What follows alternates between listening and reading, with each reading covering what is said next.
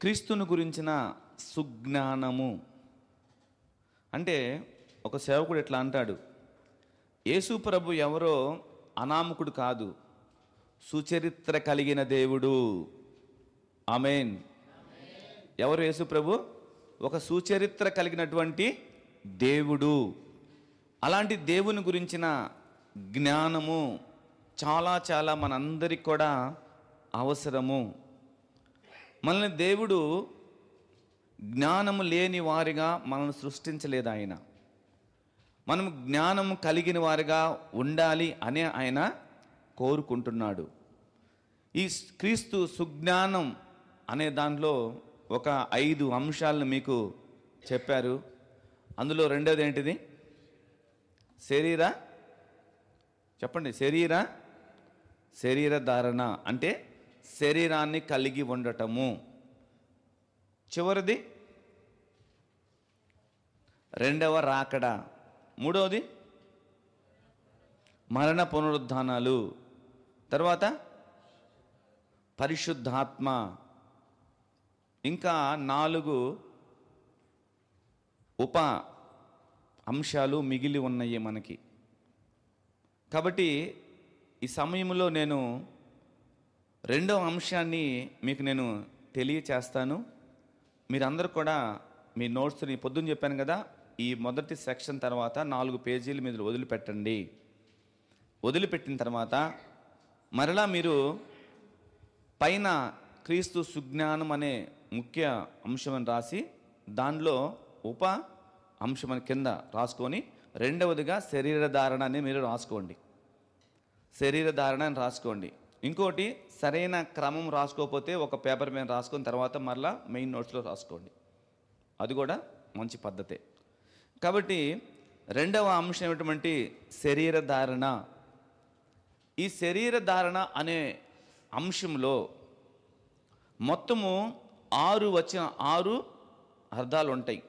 6 నేను ముందు చెప్పేస్తున్నాను.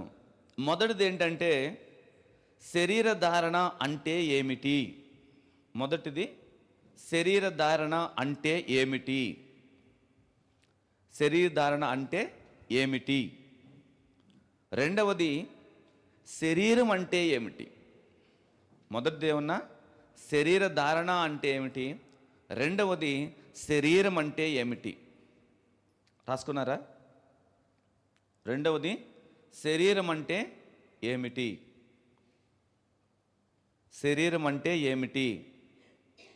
మూడవది ఈ శరీరాన్ని దేనికి ఉపయోగపడుతుంది? ఈ శరీరము దేనికి ఉపయోగపడుతుంది? ఇవి 3 శరీరం గురించినటువంటి విషయాలు. మొదటిది ఏమన్నా శరీర ధారణ అంటే ఏమిటి? రెండవది శరీరం అంటే ఏమిటి? మూడవది ఈ శరీరం దేనికి ఉపయోగపడుతుంది అనేవి 3.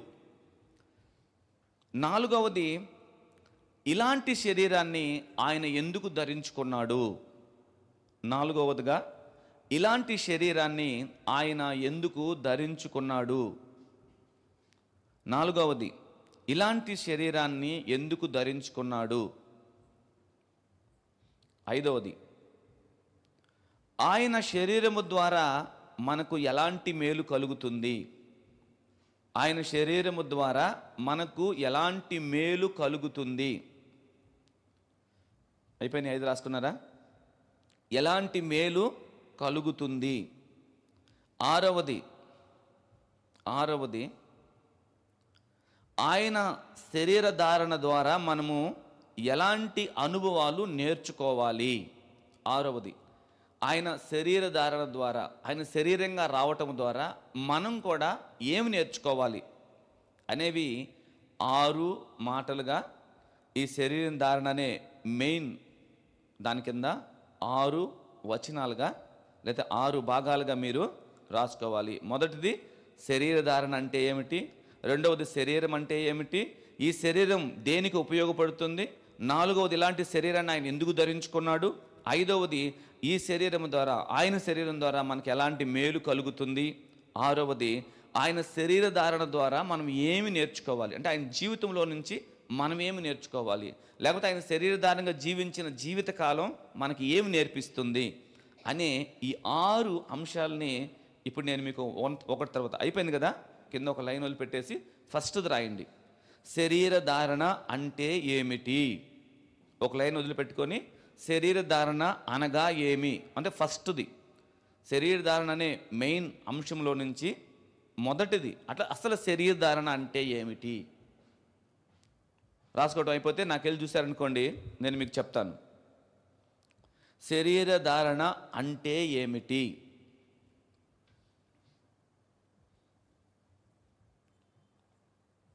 శరీర ధారణ అంటే ఏమిటి దానికి తగిన రిఫరెన్స్ కూడా నేను ఇస్తాను. అయితే ఒక మాట వినండి. ఆదిలో వాక్యమై ఉన్న దేవుడు అంటే పొద్దున మనకు చెప్పినప్పుడు దైవత్వ యొక్క లక్షణాలు కలిగినటువంటి దేవుడు, ఇంకా మహిమ కలిగిన దేవుడు అంటే సృష్టి ఆరంభంలోనే తండ్రితో సమానమైన ఒక స్థాయి కలిగిన వాడు. 3 తర్వాత మరణమే లేని దేవుడు. ఇందులోనే శరీరధారణ అంటే ఏమిటే మీరు వివరణ కింద రాసుకోవాల్సింది ఏంటంటే, ఆదిలో వాక్యమై ఉన్న దేవుడు, మహిమ కలిగిన దేవుడు, మరియు మరణమే లేని దేవుడు, తర్వాత నిత్యము జీవించుచున్న దేవుడు, నిత్యము జీవించుచున్నటువంటి దేవుడు, నశించిపోయే శరీరాన్ని ధరించుకోవడమే శరీరధారణ. అర్థమైందా? నశించిపోయే శరీరాన్ని ధరించుకోవటమే శరీరధారణ. అందుకే మీకు రెఫరెన్సు హెబ్రీ పత్రిక 10వ అధ్యాయం 5వ వచనాన్ని ఎవరైనా చదవండి. హెబ్రీ పత్రిక 10వ అధ్యాయము 5వ వచనం. హెబ్రీ పత్రిక 10:5 అక్కడ ఏం రాసిందంటే, కాబట్టి ఆయన ఈ లోకమందు ప్రవేశించినప్పుడు ఇలాగా చెప్పుచున్నాడు, బలియు అర్పణయు నీవు కోరలేదు కానీ నాకొక శరీరమును అమర్చితివి. నాకు ఒక శరీరాన్ని అమర్చావు అంటే అమర్చబడింది. దీని పక్కన ఇంకో వచనం రాసుకోవచ్చు. యోహాను సువార్త 1:14 వాక్యమైన దేవుడు శరీరధారిగా ఈ లోకానికి వచ్చాడు. యోహాను సువార్త 14వ అధ్యాయం కూడా మీరు తీస్తే యోహాను సువార్త 1వ అధ్యాయం 14వ వచనం. ఆ వాక్యమే శరీరధారి అయి కృపా సత్య సంపూర్ణుడిగా మన మధ్యలో నివసించెను. ఇప్పుడు మీకు మొదటి అంశం గురించి క్లారిటీ ఉండాలి. శరీరధారణ అంటే ఏంటంటే, మహిమ కలిగిన దేవుడు, మరణము లేని దేవుడు, నిత్యము జీవించే దేవుడు నశించిపోయేటటువంటి శరీరాన్ని ధరించుకోవటము, దాన్ని పొందుకోవటం లేదా తీసుకోవటాన్నే శరీరధారణ అంటే. తనకున్నటువంటి మహిమను, తనకున్న నిత్యత్వాన్ని అన్నిటిని విడిచిపెట్టేసి నశించిపోయే శరీరంలోనికి రావటమే శరీరధారణ. దాని గురించి రెఫరెన్స్ ఏంటంటే హెబ్రీ పత్రిక 10వ అధ్యాయము 5వ వచనం. అంటే నాకొక శరీరము నీవు అమర్చితివి. ఇప్పుడు ఫస్ట్ది మనకి క్లియర్ అయిపోయింది. ఫస్ట్ ఏంటి శరీరధారణ అంటే ఏంటో అర్థమైపోయింది కాబట్టి కింద రెండవది రాసుకోండి. రెండవది శరీరం అంటే ఏమిటి? అసలు శరీరం అంటే ఏమిటి? శరీరం అనగా ఏమిటి రాశారా? రెండవది ఇందాక ఫస్ట్ ఒకటి రాశారు కదా, ఇప్పుడు రెండవది. మీరు ప్రతిదానికి ఒక లైన్ గ్యాప్ ఇచ్చి రాయండి, బాగుండిద్ది.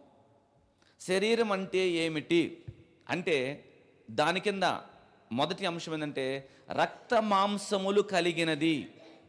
శరీరం అంటే ఏంటి? రక్త మాంసములు కలిగినది. దీనికి రెఫరెన్సు ఆదికాండం 2వ అధ్యాయం 23వ వచనం. ఆదికాండం 2వ అధ్యాయం 23వ వచనం. శరీరం అంటే ఏమిటి అనే దాంట్లో ఏగా రక్త మాంసములు కలిగినది. అక్కడ రెఫరెన్స్ చూస్తే మనము ఆదికాండం 2వ అధ్యాయము 23వ వచనం. అప్పుడు ఆదాము ఇట్లనెను, నా ఎముకలలో ఒక ఎముక, నా మాంసములో మాంసమా. దీనికి కంటిన్యూటీగా ఫిలిప్పీలు రాసిన పత్రిక 2వ అధ్యాయము మీరు 7వ వచనం కూడా చూస్తే, ఆయన మనుషుని పోలికగా పుట్టెను. ఇప్పుడు ఆదాము అవలు ఎవరప్పుడు? మనుషులు. మనిషి పోలికగా ఆయన పుట్టాడు అని చెప్పడానికి మరొక రెఫరెన్స్ ఏంటంటే ఫిలిప్పీలు రాసిన పత్రిక 2వ అధ్యాయము 7వ వచనము. ఇంకోటి దీనిలోనే ఆయన శరీరధారిగా వచ్చాడని చెప్పడానికి మరొక వచనం ఏంటంటే తిమోతికి రాసిన మొదటి పత్రిక 3వ అధ్యాయం 16వ వచనం మొదటి లైను. నేను మీకు చెప్పిన తర్వాత నేను కొంచెం మీకు వివరంగా దాన్ని వివరిస్తాను. తిమోతికి రాసిన మొదటి పత్రిక 3వ అధ్యాయం 16వ వచనములో ఉన్నటువంటి లైన్, ఆయన సశరీరుడుగా ప్రత్యక్షమాయను, శరీరము కలిగిన వాడుగా ఆయన వచ్చెను. ఇప్పుడు శరీరం అంటే ఏంటి మీకు చెప్తూ, శరీరము రక్త మాంసములు కలిగినది అని చెప్పాం. మొట్టమొదటిగా ఆదాము హవ్వలని దేవుడు ఎలా సృష్టించాడు, ఎలాగా వారిని చేశాడు అనేది కానీ మనం చూస్తే, అక్కడ మనం మీరు ఆది కాండంలోకి వస్తే ఎలా వారిని చేశాడు ఆయన, ఎలా వారిని నియమించాడు, ఇలా ఎలాగా దేవుని ఉద్దేశంలో వారిని చేశాడు అనేది కానీ మనం చూస్తే, మొదటగా ఎవరిని దేవుడు చేశాడు, ఎవరిని ఆయన చేశాడంటే ఆదామును చేసి, ఆదాముని ఎలా చేశాడంటే స్త్రీగాను పురుషునిగాను. ఆదాము ఒక్కడినే చేశాడు. ఆదాములో ఎవరున్నారు? ఇద్దరున్నారు. ఎవరున్నారు? ఇద్దరు, స్త్రీగాను పురుషునిగాను. అందుకే ఎవరని చెప్పాను ఇక్కడ ముందేమంటారు? అమ్మ నాన్న, తల్లి తండ్రి. అంటే ఆదాములో స్త్రీ ఉంది కానీ మనకు కనపడలేదు. అప్పుడు దేవుడు ఆదాముని చేసిన విధానము స్త్రీ పురుషునిగా. అందుకే వాక్యం అనేది ఆది కాండంలోనే ఒక వాక్యాన్ని నేను మీకు చూపిస్తాను. 2వ అధ్యాయం 24వ వచనాన్ని చూస్తే, కాబట్టి పురుషుడు తన తండ్రిని తన తల్లిని విడిచి తన భార్యను హత్తుకొని వారు ఏక శరీరమై ఉంటారు. అర్థమైందిగా? దేవుడు మొట్టమొదటి మనిషిని ఎలా చేశాడంటే స్త్రీని గాను పురుషుని గాను చేయలేదు, ఒకే వ్యక్తిని చేసి ఆ వ్యక్తిలో మొదట స్త్రీ తర్వాత పురుషుడు. కాబట్టి పెళ్ళి అనే ఒక బంధము ద్వారా ఎక్కడో ఉన్నటువంటి భార్య ఏ సంబంధం లేనటువంటి పురుషుని చేరినప్పుడు వాళ్ళిద్దరి మధ్యలో ఉన్న ఐక్యత, వాళ్ళిద్దరి మధ్యలో ఉన్న ప్రేమ ఏంటి అంటే వాళ్ళిద్దరూ ఒక మాంసంలోని వాళ్ళే. వాళ్ళిద్దరి మధ్యలో ఎలా ఉంటుంది? ఒక్క దానిలో నుంచి ఉన్నవాళ్ళు. కాబట్టి అంటే దేవుని యొక్క చేసే విధానము ఎలా ఉందంటే ఒక్కరిగా చేసి తర్వాత దాన్ని ఇద్దరిగా చూపించాడు. అందుకనే అంటుంది బైబిలు, కాబట్టి పురుషుడు తన తల్లిని తండ్రిని విడిచి, అంటే విడిచండి ఇక్కడ మీరు ఏమంటే వదిలిపెట్టేసామని కాదు అర్థం. ఎవరితో శాశ్వతమైన బంధం ఉండిద్దని బైబిల్ చెప్తుందంటే భార్యతోనే ఉండిద్ది. వాళ్ళిద్దరూ ఏక శరీరమై ఉంటారు. కాబట్టి ఎలాంటి శరీరాన్ని ఆయన ధరించుకున్నాడంటే రక్త మాంసములు కలిగినటువంటి శరీరం అది. దాన్ని మనం కంటిన్యూ చేసుకుంటూ ఎలా రక్త మాంసాలంటే ఆదాము హవ్వలు ఇద్దరు రక్త మాంసాలు కలిగిన వారని చెప్పి, తర్వాత నరుని పోలికగా ఆయన పుట్టాడని, తర్వాత ఈ లోకంలోకి ఆయన సశరీరుడుగా శరీరధారిగా ప్రత్యక్షమయ్యాడు అనే అంశాన్ని మనము తెలియచేసాం. శరీరం అంటే ఏమిటి అని చెప్తూ దాంట్లో మొదటిగా ఏగా రక్త మాంసములు కలిగినది, రెండవది నశించిపోయేది. శరీరం అంటే ఏంటిది? నశించిపోయేది. అది చూద్దాం దాని రిఫరెన్స్ కూడా. ఆది కాండము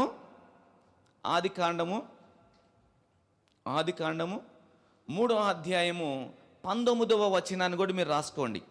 ఆది కాండము 3వ అధ్యాయము 19వ వచనము, అలాగే ప్రసంగి 12:7 ఈ రెండు కూడా మీరు రాసుకోండి. ప్రసంగి, నేనేమైనా స్పీడ్ చెప్పి వెళ్ళిపోతున్నానా? అర్థమవుతుందిగా మీకు? స్పీడ్కి చెప్తున్నా చెప్పండి, కొంచెం ఇంకా నిదానంగా చెప్తాను. స్పీడ్ నిదానంగా బాబు రాసుకుంటున్నారన్నీ. శరీరము అంటే ఏమిటని చెప్తూ ఏగా రక్త మాంసాలు కలదని చెప్పాము. బిలో నశించిపోయేది అంటే శరీరము ఎన్నాళ్ళు ఉన్నా కానీ, ఎన్ని సంవత్సరాలు బ్రతికినా కానీ దాన్ని ఉపయోగం ఏంటంటే అది ఎప్పుడైనా నశించిపోవాల్సిందే. ఎందుకంటే దేవుడు దాన్ని అలాగా ఆదిలో చేశాడు. అందుకే మీరు చూస్తే 3వ అధ్యాయం 19వ వచనం చూస్తే, నీవు నేలకు తిరిగి చేరు వరకు నీ ముఖము చెమట కార్చి ఆహారమును తిందువు. ఏలయనగా నేల నుండి నీవు తీయబడితివి గనుక మన్నే గనుక తిరిగి మన్నైపోతావు. అర్థమైందా? శరీరం ఏంటంట?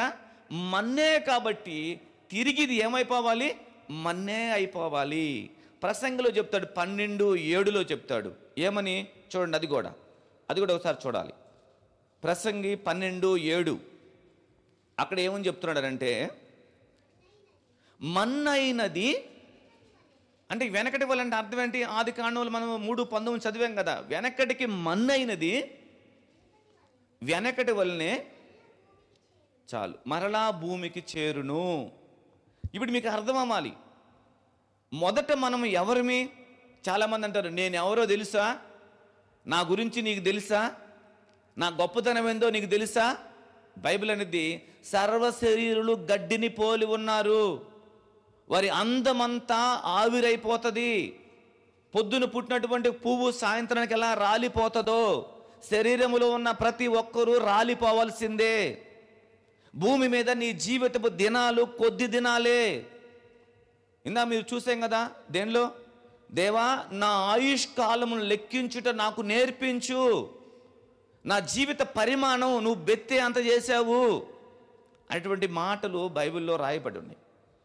చాలామంది ఈ శరీరం అనే బంధకాల మధ్యలో బంధించబడి నిజమైనటువంటి మార్గం ఏంటో తెలియక, సరైన దారేంటో అర్థం కాక, ఇంకా ఈ శరీరం అంటే ఈ జీవన మరణాల మధ్యలో జీవన సమస్యల మధ్యలో కొట్టుమిట్టు ఆడుకుంటూ ఎటు వెళ్ళాలో అర్థం కాక, ఏం చేయాలో తెలియక ఉన్నటువంటి పరిస్థితులు ఈరోజు భూమి మీద మనకి కనపడుతున్నాయి.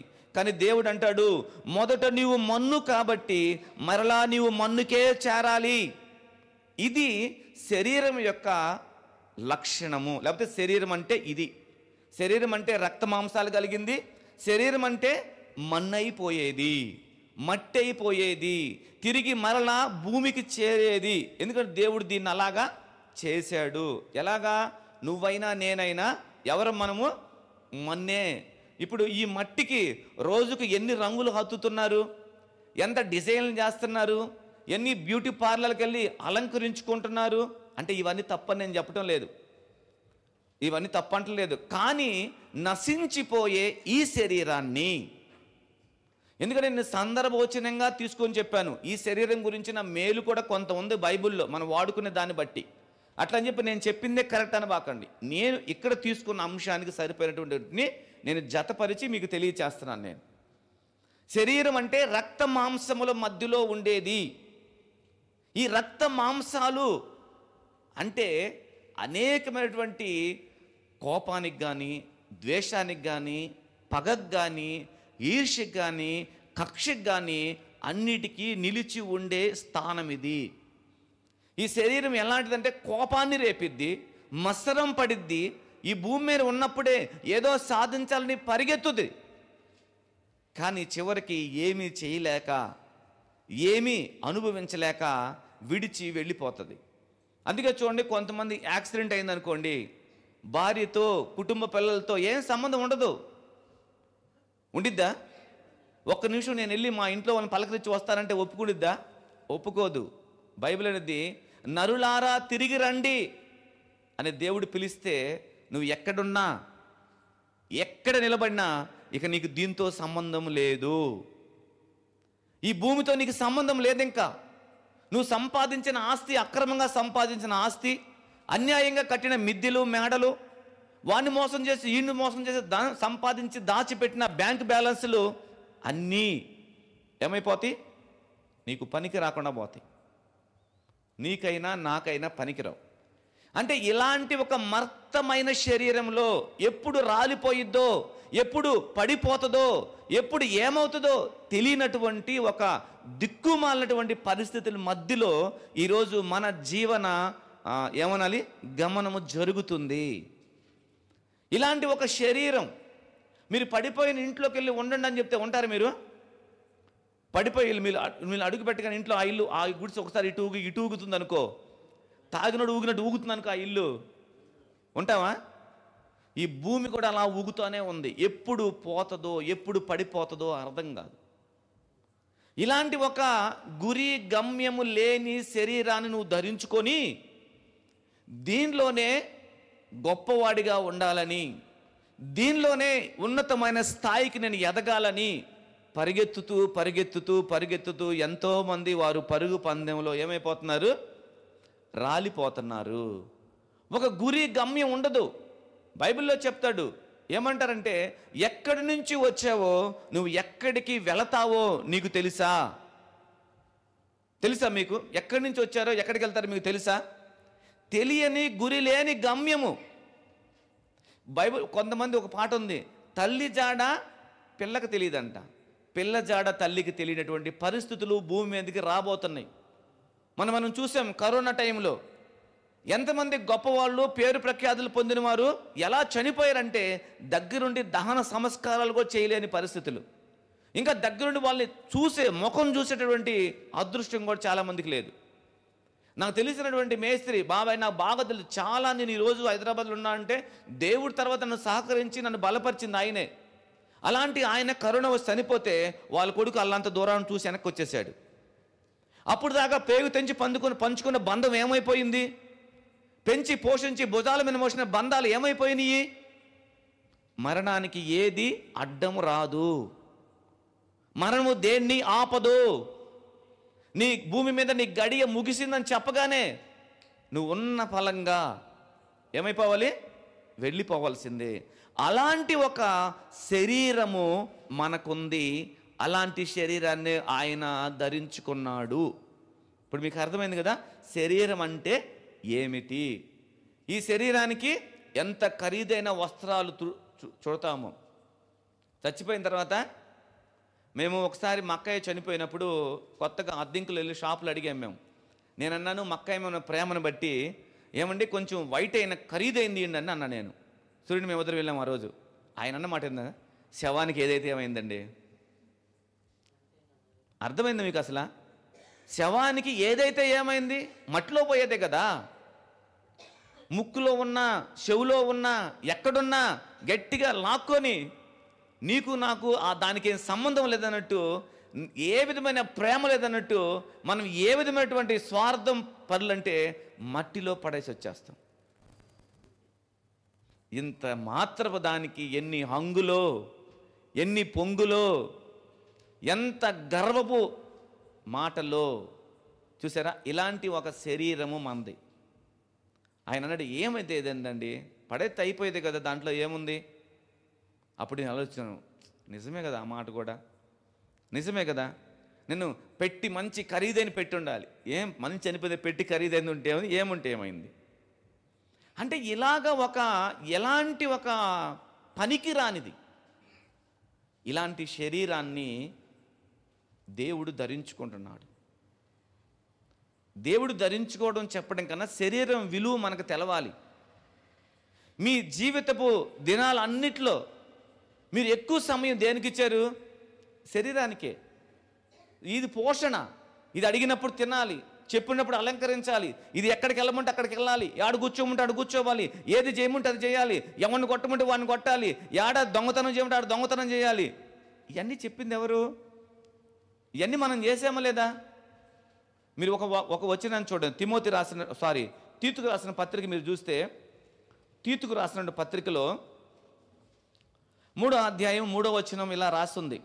ఏమనుందంటే, ఎందుకనగా మనము కూడా మునుపు అవివేకులం, అవిధేయులం, మోసపోయిన వారమును, నానా విధముల దురాశలకును భోగములకును దాసులమై ఉండి దుష్టత్వమునందు అసూయయందు కాలము గడుపుచు అసహ్యులమై ఒకడినొకరము ద్వేషించుకుంటూ ఉన్నాము. ఇది మన ఫ్లాష్ బ్యాక్. ఇది మన జీవితం మనం సంపాదించుకున్నటువంటి గొప్పతనం. అన్నంటే తమ్ముడికి పడదు, తమ్ముడంటే అన్నకు పడదు, అక్కంటే చెల్లికి పడదు, చెల్లంటే అక్కకు పడదు. కానీ వీళ్ళు ఎవరికి ఒక తల్లి కడుపులోంచి పుట్టారు, ఒక ఎంగిలి పాలే తాగుతున్నారు. కానీ వీళ్ళ జీవితాల్లో పొంతన లేదు. ఎందుకు లేదు తెలుసా? అలాంటి దాంట్లో నువ్వు ఉన్నావు. అలాంటి దాంట్లో ఉండి నువ్వు ప్రతిరోజు జీవిస్తూ నేనేదో గొప్పగా ఉన్నాను, నేనేదో బాగున్నాను. కొంతమంది అబ్బా నేను ఎంత ఎర్రగా ఉన్నానో. బైబిల్ అంటుంది అందము మోసకరము, సౌందర్యము వ్యర్థం. కానీ దానికి ఫుల్ ఆపోజిట్లో ఉంటాం మనం. ఎప్పుడు ఫ్రెష్ కనపడాలి, వృద్ధాప్యం వచ్చినా కానీ ఫ్రెష్ కనపడాలి. అబ్బా ఈ కుర్రోడు ఉన్నట్టున్నాడు అనిపించుకోవాలనే ఆత్రం. మొన్న ఒక అతను చెప్పాడు, 50 ఏళ్ళ వాడు 30 ఏళ్ళ వాళ్ళ కనపడ్డా, 30 సంవత్సరాలు 50 సంవత్సరాలుగా కనపడ్డా అది అవమానం మనిషికి. 50 సంవత్సరాల వయసు వస్తే అలా ఉండు, తప్పేముంది? నెత్తికి కలరేసి, మీసాలకు కలరేసి, అసలు ఒక్కొక్కరిని చూస్తుంటే ఆదివారం మేము కటింగ్ షాప్కి ఇప్పుడు వెళ్ళినప్పుడు అసలు 200 300 పెట్టి హెయిర్ అంటే వాళ్ళు అలా రంగులు వేసుకుంటారు. అంటే రంగులు వేసే వాళ్ళ గురించి చెప్పటం లేదు, కానీ ఆలోచన చేయండి. మీరు ఆలోచన చేయాలి. రంగులేసి మబ్బి పెట్టి లేకపోతే మొత్తం కప్పుకొని ఎన్ని రోజులు దాచిపెట్టుకుంటావు దాన్ని? పొల్లన్నీ ఊడిపోయి, బుగ్గలన్నీ లోపలికి వెళ్ళిపోయి, కళ్ళు సొట్టబడిపోయినా కానీ ఇంకా గ్లామర్ తగ్గదు, ఇంకా అందం తగ్గకూడదు. దానికి ఒక లిమిట్ ఉంది, ఆ ఎక్స్పైరీ డేట్ ఉంది. అది దాటావంటే నువ్వు ఎన్ని పొయ్యి ఏదైనా చెయ్యి, అది దాన్ని చేయాల్సింది, అయిపోవాల్సిందే. దానిలో ఉన్నటువంటి స్టామినా అంతా కూడా బలమంతా పోతానే ఉండిద్ది. కాబట్టి ఇలాంటి ఒక శరీరంలో మనం ఉన్నాము. ఇప్పుడు మీకు అర్థమైంది కదా, మొదటగా శరీర ధారణ అంటే ఏంటి, రెండవది శరీరం అంటే అసలు ఏంటి, ఇప్పుడు మూడవది ఈ శరీరం అసలు ఏం చేసిద్ది, ఈ శరీరం ఏం చేసిద్ది. ఇప్పుడు నేను ఈ మైక్ కొన్నాను, నేను మాట్లాడడానికి మీ అందరికీ వినటానికి ఉపయోగపడుతుంది. కానీ శరీరం చేసే పని ఏంటో మీకు తెలుసా? వింటే మీరు ఒక్క క్షణం కూడా దాంట్లో ఉంటామని బాకండి, ఉండాలి దాంట్లో. అది ఎలా చేసిద్దో మీకు చెప్తాను కొన్ని. దాని కింద రాసుకోండి. మూడవది, శరీరం దేనికి పని చేస్తుంది అంటే అందులో ABCDE అని రాసుకోండి. దాని కింద ABCDE అని రాసుకోండి. వరుసగా 5 ఉన్నాయి. ఏం చేస్తుందంటే మరణమునకు లోనగునట్లు చేసిద్ది. శరీరం ఏం చేస్తుంది? నిన్ను మరణానికి లోనయ్యేటట్టు చేసిద్ది. ఎలా చేసిద్దనంటే మీరు ఆ వాక్యం చూడండి. రోమపత్రిక 7వ అధ్యాయము 24వ వచనాన్ని కూడా మనము చూద్దాం. రోమపత్రిక 7:24. ఒక అతను అన్నాడు, అయ్యో నేనెంత దౌర్భాగ్యుడను. ఏమన్నాడు? నేనెంత దౌర్భాగ్యుడను, ఇట్టి మరణమునకు లోనగు శరీరము నుండి నన్నెవడు విడిపిస్తాడు. అర్థమైందా? శరీరం ఏంటిదంటే మరణానికి లోనయ్యేది. అంటే ఎందుకు మరణానికి లోనవుతుంది అంటే, దేవుడు మొట్టమొదటిగా భూమి మీద నరులు సృష్టించినటువంటి లేకపోతే చేసిన విధానం ఏంటంటే వారు మహిమ కలిగిన వారుగా ఉండాలి. కానీ దాన్ని ఏం చేశారు వాళ్ళు? ఆజ్ఞ అతిక్రమణ ద్వారా మహిమ శరీరాన్ని పోగొట్టుకొని, మన్నైన శరీరాన్ని లేకపోతే మహిమ శరీరాన్ని పోగొట్టుకొని పాపపు శరీరాన్ని ధరించుకున్నారు. అంటే పాపము ఏలుబడి చేయడానికి. మీరు ఇల్లు ఎందుకు కట్టుకుంటారు? ఎండ నుండి, వాన నుండి, లేకపోతే చలి నుండి మిమ్మల్ని కాపాడుకోవడానికి. కానీ వీళ్ళు ఏం చేశారంటే పాపము చేసి పాపానికి లోనయ్యే శరీరాన్ని ధరించుకున్నారు వాళ్ళు. ఇప్పుడు మన శరీరము దేనికి కింద ఉండిపోతుంది అంటే పాపానికి సాదృశ్యం, అంతే. నేను శరీరం ఉన్నప్పుడు చాలా గొప్పవాడినండి, నేను పరిశుద్ధుణ్ణి అని చెప్పొద్దు మనం. అది పాపానికి లోనయ్యే శరీరంలో నువ్వు ఉన్నావు. అందుకని అయ్యో నేనెంత దౌర్భాగ్యుడను. మీరు దౌర్భాగ్యుడని ఎవరినంటారు చెప్పండి? దౌర్భాగ్యుడనే పదాన్ని ఎవరికి వాడతారు? ఏంది అర్థం అవట్లేదా? దౌర్భాగ్యుడంటే ఎవరు బాబు? దౌర్భాగ్యుడంటే ఎవడు? నాకు కూడా తెలియదు, చెప్పండి. అందుకే మీరు చెప్తారు కదా, ఏం చెప్తుంది అంటే దిక్కులేనోడా, చేతకానోడా, ఎందుకు పనికిరానోడా? ఎవరికి ఆ పదాన్ని వాడాలి? దౌర్భాగ్యుడంటే ఎవరు? ఎందుకు పనికిరాడు, రైట్, అదే మాట. కానీ ఈ పదం చెప్తుంది ఎవరు? సకల విద్యలను అభ్యసించి ధర్మశాస్త్రం ఏ లోపం లేకుండా భూమి మీద ఒక నీతిమంతుణ్ణి, నిజాయితీపరుణ్ణి, నా దేవుడిని నేను గణపరచండి, ఎవడు గణపరచినటువంటి ఒక మాట ఆలోచన కలిగి అలాంటి సాక్ష్యం కలిగిన వ్యక్తి చెప్తున్నాడు ఏమని? నేను దౌర్భాగ్యుడను. మరి చదువుకునే జ్ఞానం నిన్ను దౌర్భాగ్యుడు అనొచ్చా? నీకున్న తెలివిని బట్టి నేను దౌర్భాగ్యుడు అనొచ్చా? కానీ అంటే నేను దౌర్భాగ్యుణ్ణే. ఎందుకు అనంటే ఈటి మరణము లోనగు శరీరమే నాకు ఆధారం ఉంది. ఇక్కడ నేను ఎంత జ్ఞానం కలిగిన వాడినైనా, ఎంత పేరు ప్రఖ్యాతులు కలిగిన వాడినైనా, ఒకరోజు ఈ శరీరం నన్ను మరణానికి అప్పగించాల్సిందే. అర్థమైంది? శరీరం పనది. దీంట్లో ఉండి దీంట్లోనే తిని తిరుగుతూ అనుభవిస్తూ ఉండేవాడిని ఏం చేసిద్దంటే ఒకరోజు ఈ శరీరం చక్కగా పట్టుకొచ్చి మరణం చేతికి అప్పగించేసిద్ది. అంతే. ఈ శరీరం చేసే పనిలో మొదటి పని అది ఏంటది? నిన్ను మరణానికి అప్పగించేది అది. రెండవది దేవునికి విరోధంగా నడిపించేది అది. చూసారా? ఇప్పుడు మొదటిది మీకు రిఫరెన్స్ చెప్పా కదా, రోమా 7:24. బీక దేవుడికి విరోధంగా నడిపిస్తుంది. రిఫరెన్స్ వచ్చి 8వ అధ్యాయము, రోమా పత్రిక 8వ అధ్యాయము 6వ వచనం. మొదటిగా ఏమన్నా మరణానికి అప్పగించిద్ది, రెండవదిగా దేవుడికి విరోధంగా నడిపించిద్ది అది నిన్ను. నువ్వు దేవుని మార్గాలు నడవాలి అంటే శరీరం నిన్నేం చేస్తుందట? విరోధంగా నడిపించిద్ది. ఇలాంటి దాన్ని మనము పెంచి పోషిస్తున్నాము. ఇప్పుడు మీరు సపోజ్ కొంతమంది వ్యవసాయం చేసే వాళ్ళు ఉన్నారనుకోండి, ఎద్దులను దేనికి కొనుక్కుంటారు? వాళ్ళు వ్యవసాయం చేయడానికి కొంటారు. అదే ఒక ఎద్దు ఇటు నడువంటే ఇటు విరోధంగా నడుస్తుంది అనుకో, పని అవుతుంది అక్కడ? అవ్వదు అక్కడ. కారణం ఏంటంటే విరోధము. అంటే ఈ శరీరంలో నువ్వు ఉండి దేవుణ్ణి వెతకాలంటే, లేదా ఇక్కడ శరీరంలో ఉండి అంటే కన్నా శరీరానుసారంగా నడుస్తూ, నువ్వు శరీరానుసారంగా నడుస్తూ దేవుణ్ణి వెతకాలి అనుకుంటే ఇది నీకు సరైనటువంటి దారి చూపించదు. అర్థమవుతుందా? లేకపోతే ఉన్నారా మీరందరూ? వీళ్ళందరూ తెగ రాస్తూ ఉన్నారు ఇక్కడ. నాకెళ్ళి చూడండి అవి కొద్దిగా. శరీరం ఏం చేస్తుంది? దేవుని మార్గాల్లో నడిపించనీయకుండా ఏ మార్గం నడిపించిద్ది? తన ఇష్టమైన మార్గం నడిపించిద్ది. సౌలుని దేవుడు రాజుగా చేసి స్థిరపరచాలనుకున్నాడు.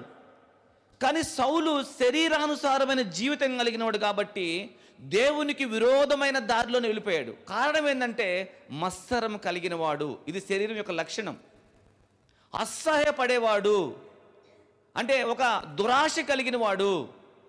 ఇలాంటి లక్షణాలు ఉన్నటువంటి సౌలు దేవుని రాజ్యాన్ని, అంటే దేవుడు ఏదైతే అప్పగించాడో దాన్ని చేరలేదు, దాన్ని చేయకుండానే తన జీవితాన్ని ముగించాడు.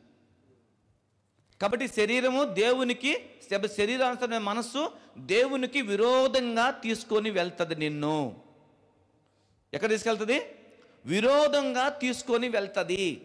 మూడవది సి దురాలోచనలకు లోను చేసిద్ది నిన్ను. ఈ శరీరం ఏం చేస్తుంది? దురాశలకు లోను చేస్తుంది. రిఫరెన్స్ వచ్చేసి మీకు 8 రోమా పత్రిక 6వ అధ్యాయము 12వ వచనం. రోమా పత్రిక 6వ అధ్యాయము 12వ వచనం. అక్కడే ఉంది ఏంటి? రోమా పత్రిక 6వ అధ్యాయం 12వ వచనం. ఈ శరీరం మిమ్మల్ని మూడోది ఏం చేస్తారు? దురాశలకు లోను చేసిద్ది. ఏమండి అక్కడ? కాబట్టి శరీరము దురాశలకు లోనగునట్లుగా సావునకు లోనైన మీ శరీరమందు పాపము ఏలనీయకుడి. మీరు దానికి కనెక్టింగ్గా ఇంకో పదం యాకోబు పత్రిక తీయండి. యాకోబు పత్రిక చూస్తే ఎలా ఏలతది, ఎలా దురాశ పనిచేసిద్దో మీకు అక్కడ యాకోబు పత్రిక 1వ అధ్యాయం కానీ మీరు చూస్తే అక్కడ రాయబడిన మాట ఏంటి? ఏమని రాస్తుంది? 15వ వచనము లేకపోతే 14వ వచనము. ప్రతివాడు తన స్వకీయమైన దురాశ చేత ఎడవబడి మరలు కొల్పబడిన వాడై శోధింపబడును. 15 దురాశ గర్భమును ధరించి పాపమును కనగా పాపము పరిపక్వమై మరణమును కనెను. మనిషికి మరణం ఎందుకు వస్తుందంటే శరీరం యొక్క కోరికలు, అంటే అది దాన్ని నెరవేర్చుకోవడానికి, అంటే దురాశ, కష్టపడాలి, బాగా పనిచేయాలి అనేది దేవుడు చెప్పాడు అనుకోండి. అక్రమంగా డబ్బు సంపాదించాలి, నేను కూర్చొని 10 రూపాయలు సంపాదించాలి అనుకున్నాడు అనుకోండి. ఇది న్యాయబద్ధంగా చేస్తే పర్వాలేదు, అన్యాయంగా అక్రమంగా చేసి దురాశ కలిగిన వ్యక్తిగా ఉండి తను ఏం చేసుకుంటున్నాడంటే మరణానికి లోనయ్యేటటువంటి, మరణాన్ని తెచ్చిపెట్టేటువంటి ఆశల్ని తనలో తాను పెంచుకుంటా ఉన్నాడు. ఇప్పుడు 3 అయిపోయినాయి. 4వది ఆత్మీయ జీవితానికి లేదా ఆత్మానుసారమైన జీవితాన్ని జీవించటానికి పనికిరానిది. ఆత్మీయ జీవితాన్ని జీవించటానికి పనికిరానిది ఇది. రిఫరెన్స్ వచ్చి రోమపత్రిక 4వ అధ్యాయం 1వ వచనం చూద్దాం. రోమపత్రిక 4వ అధ్యాయము 1వ వచనం. రోమపత్రిక 4వ అధ్యాయం 1వ వచనం ఏమని రాశాడు? కాబట్టి శరీరమందు మన మూల పురుషుడగు అబ్రహాముకు ఏమి దొరికెను. ఇక్కడ మీరు వినాలి, అబ్రహాము శరీరానుసారంగా అనేకులకి ఆత్మీయ తండ్రిగా మార్చబడ్డా, ఆత్మానుసారమైనటువంటి లేకపోతే ఆత్మానుసారమైనటువంటి లేకపోతే విశ్వాసము ద్వారా తండ్రిగా మార్చబడ్డా? అంటే ఏం చేస్తుంది ఇది? ఆత్మీయ జీవితానికి పనికి రాదని అబ్రహాం సాక్ష్యం అర్థమవుతుంది మనకి. 5వదిగా దేవుని ఉగ్రతలోనికి నడిపించింది ఇది. దేవుని యొక్క ఉగ్రతలోనికి నడిపించేది. ఎఫెసీ పత్రిక 2వ అధ్యాయం 3వ వచనం. ఎఫెసీ పత్రిక 2వ అధ్యాయము 3వ వచనం. 2వ అధ్యాయము 3వ వచనం నేను చదువుతున్నాను, చూడండి. వారందరూ కలిసి మనమందరము శరీరము యొక్కయు మనసు యొక్క కోరికలు నెరవేర్చుకొనుచు మన శరీరాశలను అనుసరించి మునుపు ప్రవర్తించుచు కడమ వారి వలె స్వభావ సిద్ధమైన దైవోగ్రతకు పాత్రులుగా ఉంటిమి. ఇక్కడ ఏం చెప్పాడు? ఇక్కడ మీకు ఏం చెప్పాడంటే ఒక విషయాన్ని మీకు జ్ఞాపకం చేయాలి. ఏమంటున్నాడంటే శరీరం యొక్క మనసు యొక్క కోరికలు నెరవేర్చుకొంచు మన శరీరాశలను అనుసరించి మునుపు ప్రవర్తించుచు, అంటే మునుపు ప్రవర్తించుచు కడమ వారి వలె, అంటే మనకన్నే ముందున్నటువంటి వాళ్ళు శరీరానుసారంగా ఎలా జీవించారో హెబ్రీ పత్రిక మీకు 2వ అధ్యాయంలో 3వ అధ్యాయంలో రాయబడి ఉంటుంది. అక్కడ వారు దేవునికి అవిధేయులుగా మార్చబడ్డారు. కాబట్టి ఇప్పుడు శరీరం దేనికి పనికి వస్తుందో మీకు నేను 5 మాటలు చెప్పాను. ఇంకెవరు రాసుకోండి. ఏ, మరణమునకు లోనట్టు చేసిద్ది. బి, దేవునికి విరోధంగా నడిపించిద్ది. సి, దురాలోచనకి లోబరుస్తుంది. డి, ఆత్మీయ జీవితానికి పనికిరానిది. ఈ, దేవుని ఉగ్రతలోనికి నడిపించేది. ఇది శరీరం యొక్క చేసే పని. శరీరం చేసే పని ఇది. మొదటగా ఏమన్నా శరీర ధారణ అంటే ఏంటి, 2వదిగా శరీరం అంటే ఏంటి, 3వది శరీరము దేనికి పని చేస్తుంది. ఇవి 3. 4వ మాట మీరు కానీ చూస్తే ఇలాంటి శరీరాన్ని, అందుకే మీకు ఇవన్నీ చెప్పాను, ఇలాంటి శరీరాన్ని ఆయన ఎందుకు ధరించుకున్నాడు, ఇలాంటి శరీరాన్ని ఆయన ఎందుకు ధరించుకోవాలి, ఇది 4వది. అర్థమైందా? 4వ అంశం ఇది. శరీర ధారణ అనే దానిలో 4వ అంశం ఇది. ఆయన శరీరాన్ని ఎందుకు ధరించుకున్నాడు. ఇప్పుడు మీరు ఒక మాట చెప్పండి, ఎందుకని ఆ ప్రశ్న వేయాల్సి వచ్చింది? ఇప్పుడు ఎగ్జాంపుల్ మనం ఒక మాట అనుకున్నాం. ఒకవేళ మనము ఏదన్నా చేయాల్సి వస్తే ఎలాంటి స్థితిలో ఉండి చేయాలని కోరుకుంటాం? బైబిల్ అనేది ఒక నీతిమంతుడిని కాపాడడానికి, నీతిమంతుడు వస్తే పర్వాలేదు, ఒక మంచోడు కొరకు మంచోడు వస్తాడు, కానీ పాపములో పడిపోయేవాడిని, పాపానికి పరిగెత్తేవాడిని కాపాడడానికి పరిశుద్ధుడు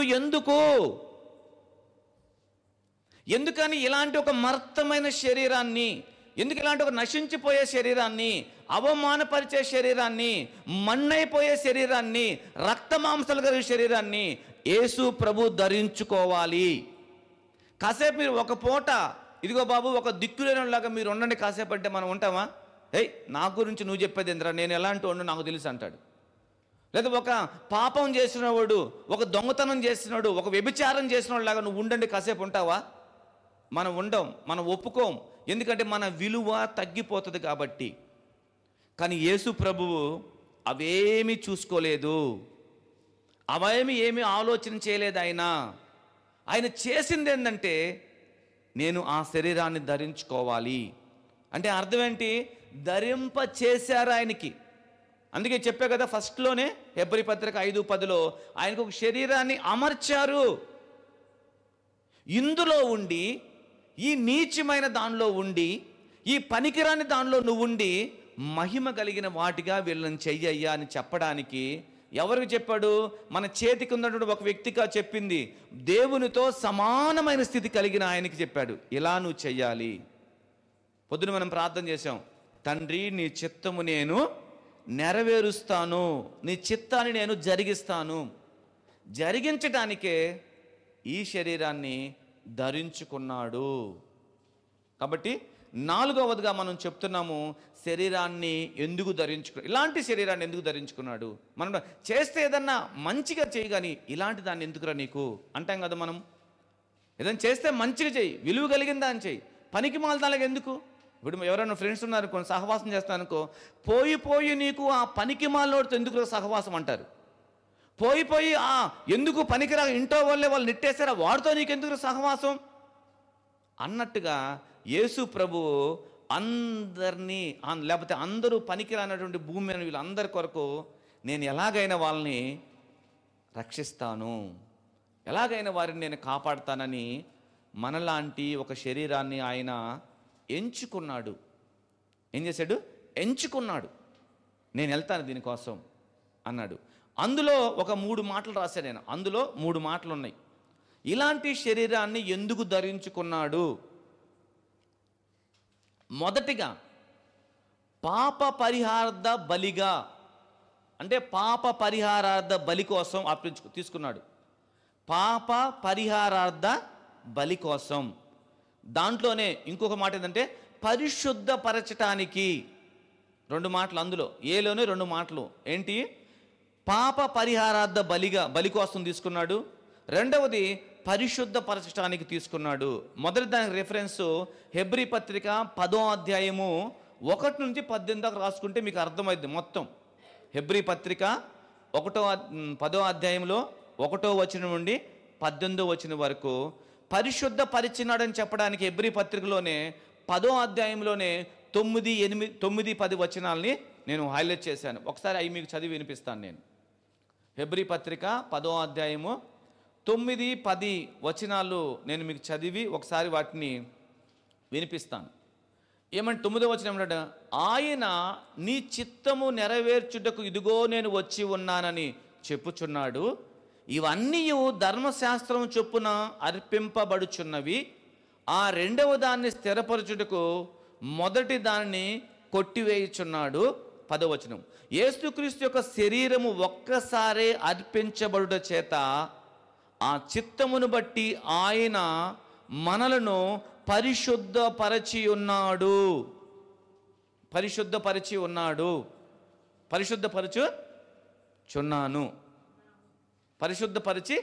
ఉన్నాము అంటే ఆల్రెడీ చేసేసాడు. మనం ఏమైపోయాం? యేసుక్రీస్తు శరీరం ద్వారా ఏమైపోయాము? ఆయన పాప పరిహారార్థ బలిగా రాగానే ఎలా పరిశుద్ధం అయిపోయామంటే, ఆల్రెడీ నీ పాపానికి తగినటువంటి పనిష్మెంట్ ఆయన ఇచ్చేశాడు. ఇందులోనే ఉంటుందన్నమాట. లేకపోతే మీరు 9వ వచనం చూస్తే కనపడుతుంది. ఏమని? 11వ వచనం, 9వ అధ్యాయం 11వ వచనం కానించి 11, 12, 13, 14 రాసుకుంటే అక్కడ స్పష్టంగా రాయబడి ఉంది. ఏంటంటే, గొర్రెల యొక్క, మేకల యొక్క రక్తము మనిషిని పాపములో నుంచి పరిశుద్ధపరచదు. కాబట్టి ఆయన ఒక్కసారే మన కొరకు మొదటిది కొట్టివేయడానికి, రెండవ దాన్ని స్థిరపరచడానికంటే, మొదటిది ఈ బలులు, రెండవది ఏంటంటే ఆయన బలి. ఒక్కసారే శరీరంలో బలిగా అర్పించబడ్డాడు కాబట్టి, ఆయన బలి యాగం చేశాడు కాబట్టి నువ్వు నేను పరిశుద్ధపరచబడి ఉన్నాము. రెండవది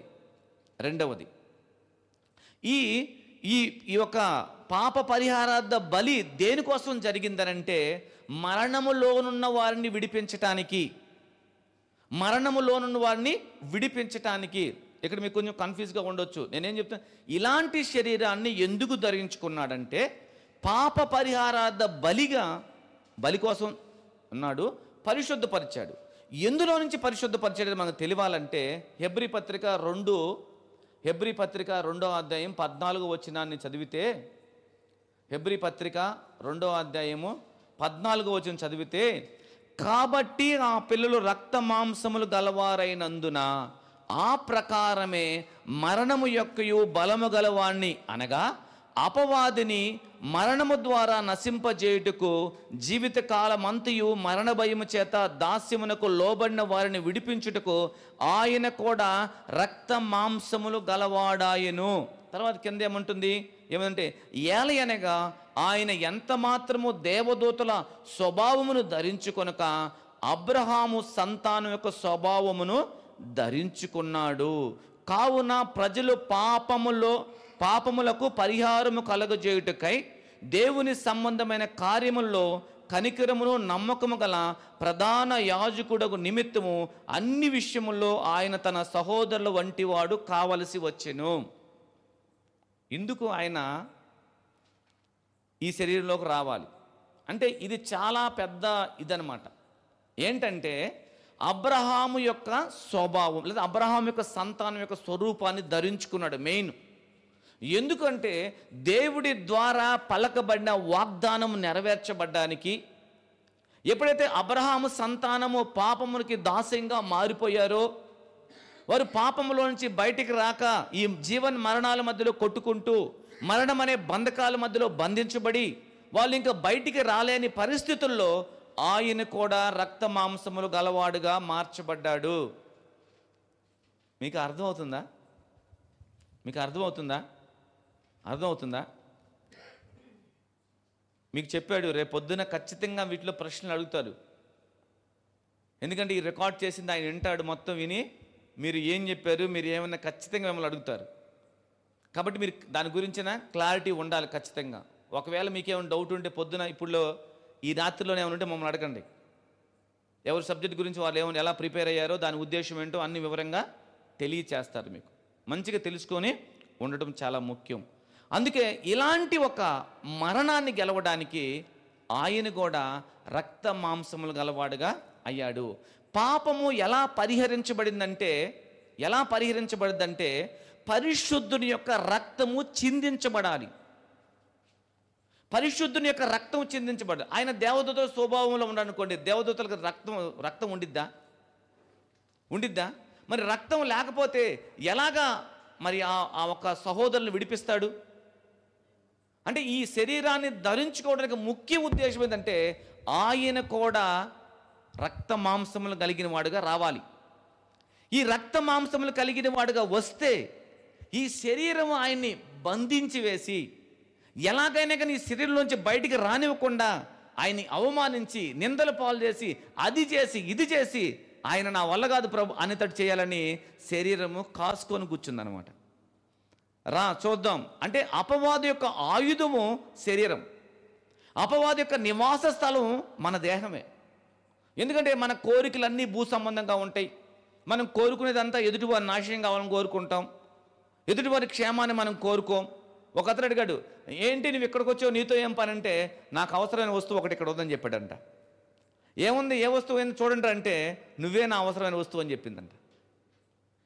నువ్వు ఈ రక్త మాంసాల్లో ఉన్నంత కాలము నాకు దాసోహం, నేను చెప్పినట్టు నువ్వు చేయాల్సిందే. అందుకే యేసు ప్రభుని అపవాది శోధించాడు. 40 రోజులు ఉపవాసం ఉండి పరిశుద్ధాత్మలో నింపబడి ఉంటే వచ్చి అడుగుతున్నాడు, ఇన్ని రోజులు ఉపవాసం ఉన్నావు కదా, 40 రోజులు ఉపవాసం ఉంటే ఆకలి అయిద్దే కదా. మనలోకి ఒక రోజుకి ఆకలి అయింది. సాయంత్రం అయిపోయిన ఎలా ప్లాన్ చేశారో తెలియదు.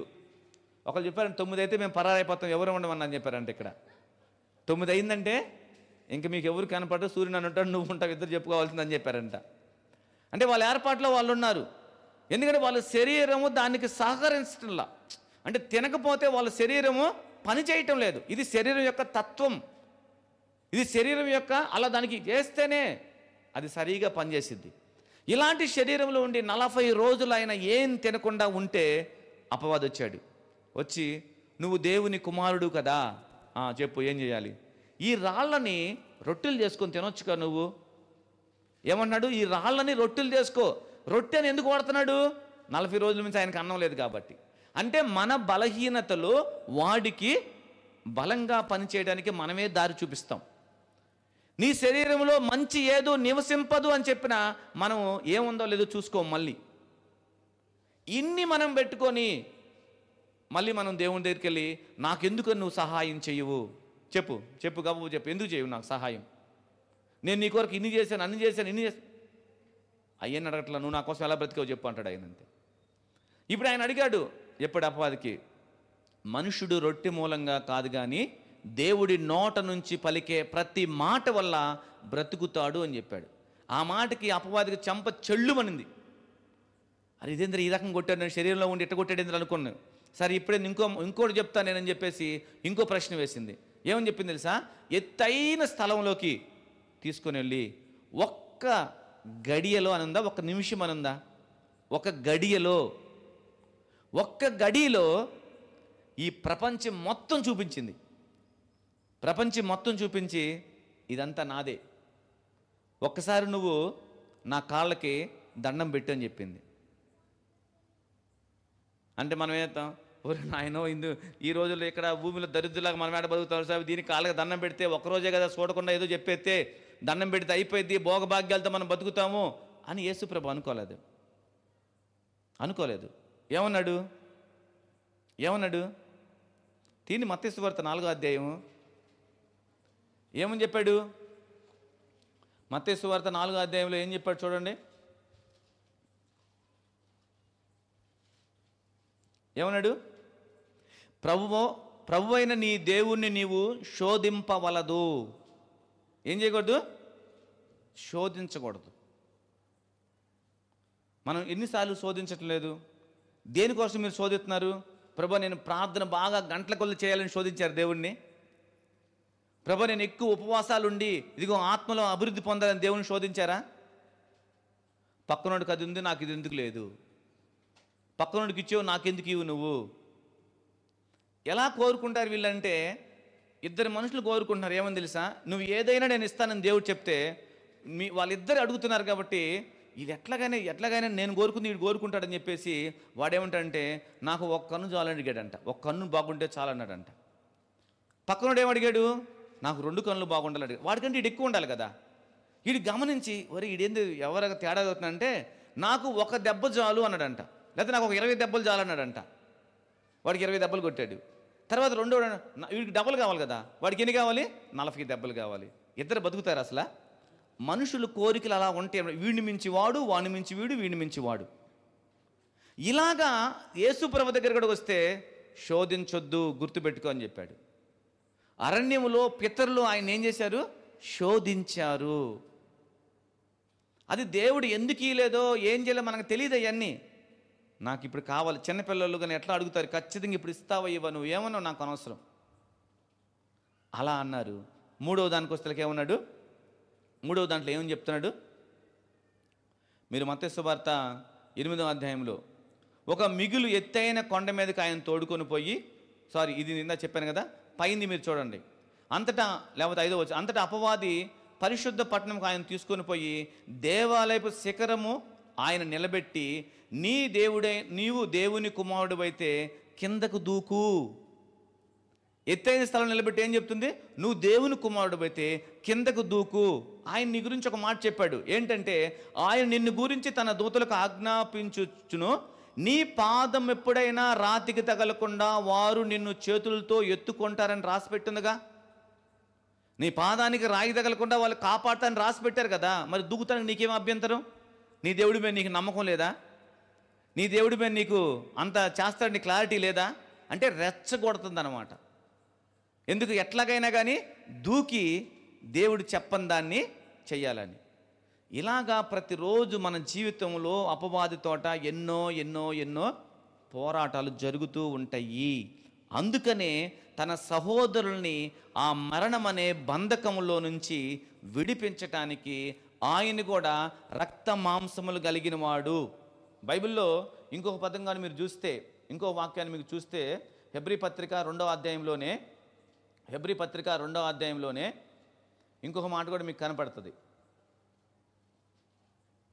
హెబ్రీ పత్రిక 2వ అధ్యాయము 18వ వచనం చూస్తే, తాను శోధింపబడి శ్రమ పొందెను గనుక శోధింపబడు వారికి సహాయము చేయగలవాడై ఉన్నాడు. ఆయన కూడా నీకు కలిగిన బాధ ఆయనకు కూడా కలిగింది. నీకు ఆకలైనట్టు ఆయనకు కూడా ఆకలైంది. నీకు వచ్చినట్టు ఆయనకు కూడా కోపం వచ్చింది. ఇన్ని ఉన్న శరీరాన్ని ఏలుబడి చెయ్యనీలేదు, శరీరానికి అప్పగించుకోనీలేదు. శరీరం తన మీద అధికారం చేస్తే గమ్మునుంటా, సరే నీ ఇష్టం చేస్తాను అనలా. నువ్వు ఇక్కడ కూర్చో అంతే, నువ్వు కాదు చేయాల్సింది, ఆత్మానుసారంగా బ్రతకాలని చెప్పాడు. కాబట్టి ఇలాంటి ఒక పరిస్థితుల మధ్యలో నుంచి తన ఒక సహోదరులందరినీ, అంటే అబ్రహాము సంతానమైనటువంటి వారందరినీ, మనం కూడా అబ్రహాం సంతానమా కాదా? మనం కూడా అబ్రహాం సంతానమే. ఎట్లా అయ్యాం మనం? ఎట్లా మనం అబ్రహాం సంతానం? విశ్వాసమును బట్టి, వాళ్ళు శరీరమును బట్టి. అందుకనే ఇంకొక మాట కూడా చెప్తాడు, అలాంటి రక్త సంబంధం విడిపించడానికి ఆయన దావీదు వంశావళిలో నుంచి రావాల్సి వచ్చింది.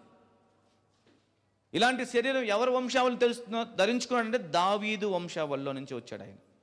ఎందుకంటే శరీరము ద్వారా వాళ్ళని కాపాడాలి కాబట్టి, శరీరము ద్వారా ఆ మరణం అనే బంధకాల నుంచి వాళ్ళని విడిపించాలి కాబట్టి, వాళ్ళు ఆ బళ్ళు అనే ధ్యాసలో ఉండిపోయి అలాగే పాపంలో కూరుకుపోయి ఉన్నారు కాబట్టి వాళ్ళని విడిపించాలంటే అలాంటి రక్త మాంసములు కలిగిన వాడుగా ఆయనే రావాల్సి వచ్చింది. ఇది. మూడవది ఏంటంటే ధర్మశాస్త్రాన్ని సమాప్తి చేయడానికి వచ్చాడు. ఈ పదాలన్నీ కిందకి వెనక్కి ముందుకు అన్ని లింకే ఉంటాయి, మీరు రిఫరెన్స్ అన్ని బాగా చదివితే. మూడవది ఏంటిది? సి, ధర్మశాస్త్రాన్ని సమాప్తి చేయటం కోసం వచ్చాడు. రోమపత్రిక 10వ అధ్యాయం 4వ వచనం రెఫరెన్స్ రాశారా లేదా? మూడవ అంశం ఏంటంటే ఇందులో ఇలాంటి శరీరాన్ని ఎందుకు ధరించుకోవాలని దాంట్లో మూడవది ఏంటంటే ధర్మశాస్త్రము సమాప్తి కొరకు వచ్చాడు. దాంట్లో రెండో మాట ఏంటంటే ధర్మశాస్త్రపు నీతిని నెరవేర్చడానికి వచ్చాడు. ధర్మశాస్త్రపు దాంట్లో ఎందుకు వచ్చాడనంటే సమాప్తి చేశాడు. ఎలా సమాప్తి చేశాడు అంటే నీతిని నెరవేర్చి సమాప్తి చేశాడు. ఈ రిఫరెన్స్ కూడా మీకు గలతీ పత్రిక 2వ అధ్యాయం 16వ వచనము 17వ వచనంలో కూడా ఉండిద్ది. దేన్నైతే మనిషి చేయలేకపోతున్నాడో, ఏ ధర్మశాస్త్రం అంటే కేవలం అబద్ధం ఆడటము, మోసం చేయటము, దొంగిలించటము, వ్యభిచరించడం కాదు. దీనిలో కొన్ని కట్టడలు ఉన్నాయి, కొన్ని ఆజ్ఞలు ఉన్నాయి, కొన్ని ఎవరు ఏం చేయాలి ఇవన్నీ కలిపి ఉంటాయి. వీటన్నిటిని కలిపి ధర్మశాస్త్రం అంటారు. ఈ ధర్మశాస్త్రము మోషే ద్వారా అనుగ్రహించబడింది. అందుకే వాళ్ళు మోషే ద్వారా ఇచ్చినప్పుడు ఆ ధర్మశాస్త్రాన్ని చదువుకొని ఇలాగే మేము దేవుణ్ణి చూడగలుగుతాము, ఈ పాప శరీరంలో ఉండి ఈ క్రియలు చేస్తేనే, ఇలా ఉంటేనే, ఇలా సున్నది కలిగితేనే మాకు మోక్షం వచ్చిందని ఒక భ్రమలో ఉన్నటువంటి వారిని, ఇలా కాదు బాబు దేవుణ్ణి వెతికే మార్గము, ఇది కాదు బాబు దేవుణ్ణి మీరు చూసే మార్గం అని చెప్పేసి ఆయన ఆ ధర్మశాస్త్రపు నీతిని అంతటిని కూడా సమాప్తి చేశాడు.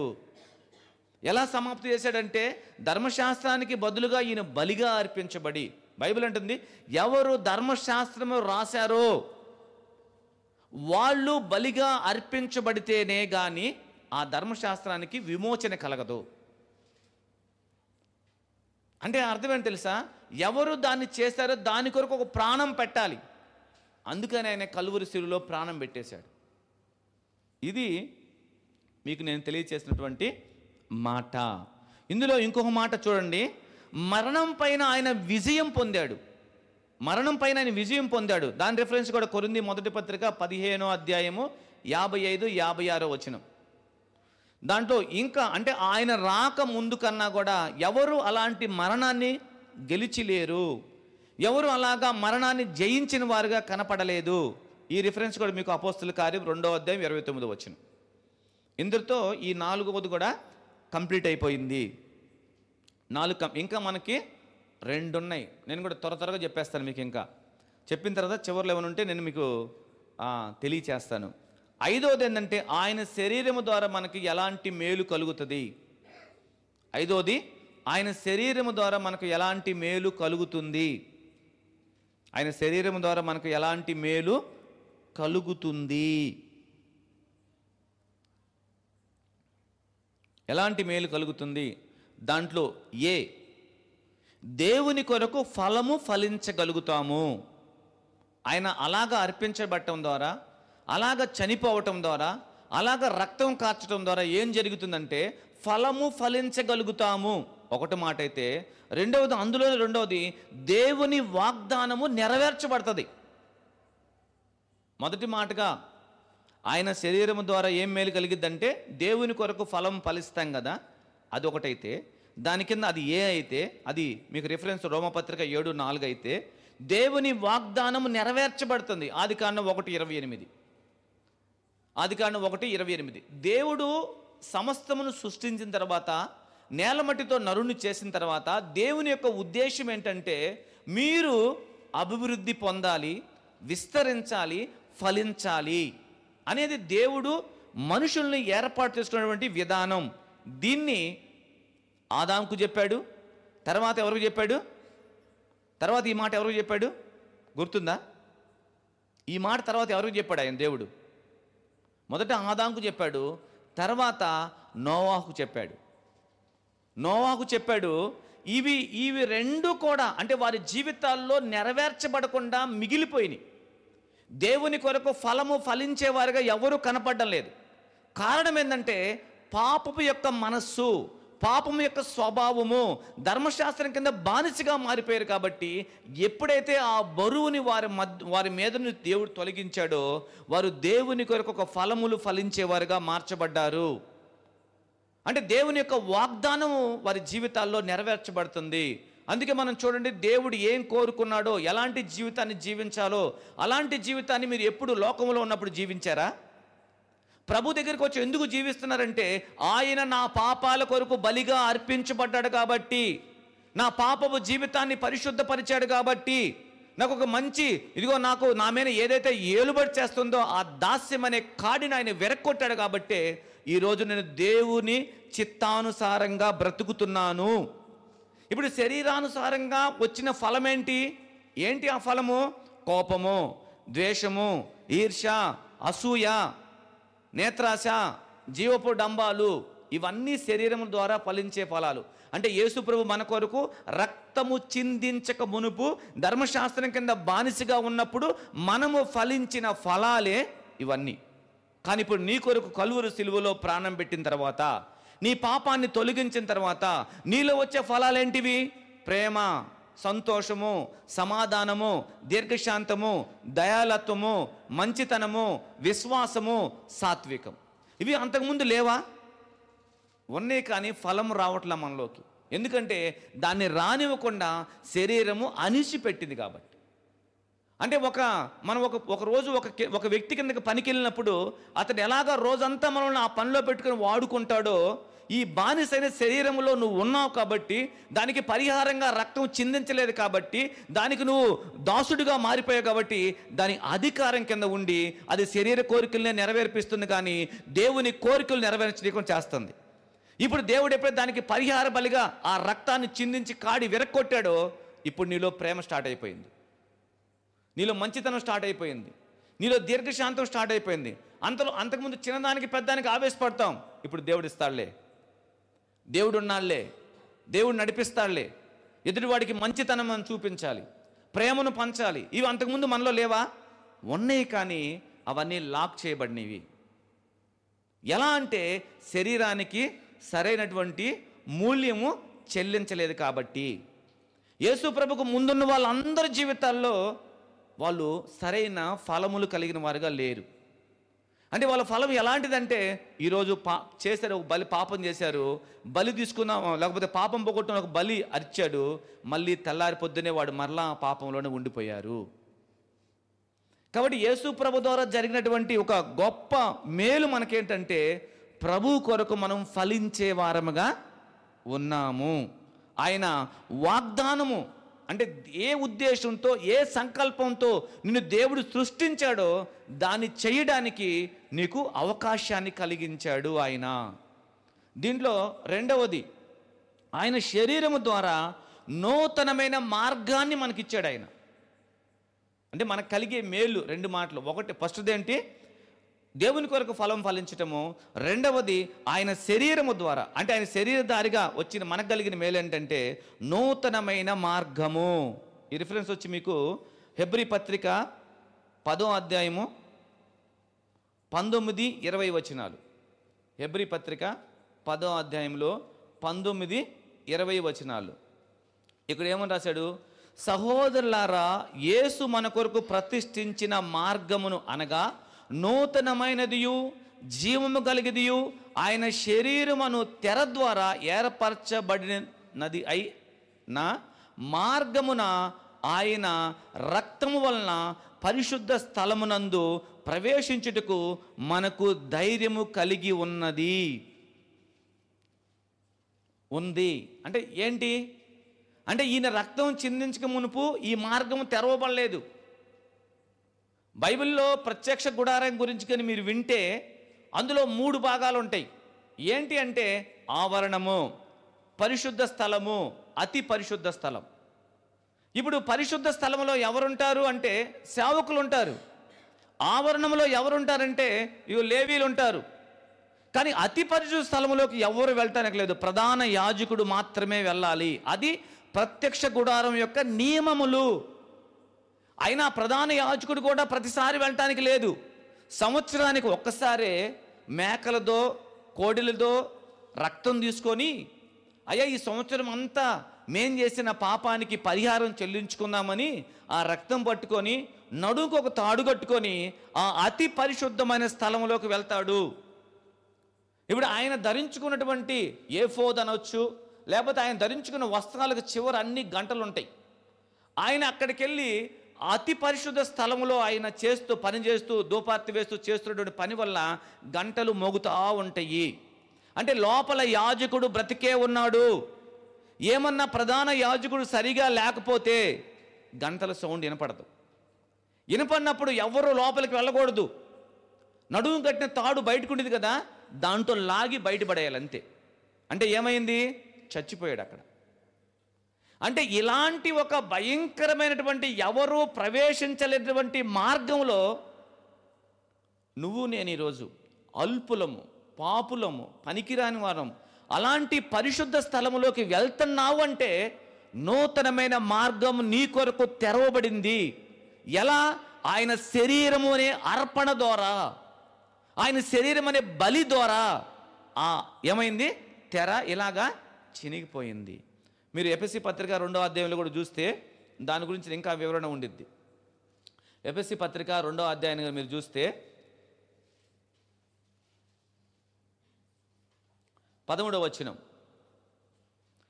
అయినను మునుపు దూరస్తులైన మీరు ఇప్పుడు క్రీస్తు యేసునందు క్రీస్తు రక్తము వలన సమీపస్తులై ఉన్నారు. ఆయన మన సమాధానమయ్యుండి మీకును మాకును ఉండిన ద్వేషమును అనగా విధి రూపకమైన ఆజ్ఞగల ధర్మశాస్త్రము తన శరీరము ద్వారా కొట్టివేయట చేత మధ్య గోడ పడగొట్టి మన ఉభయులను ఏకం చేశాడు.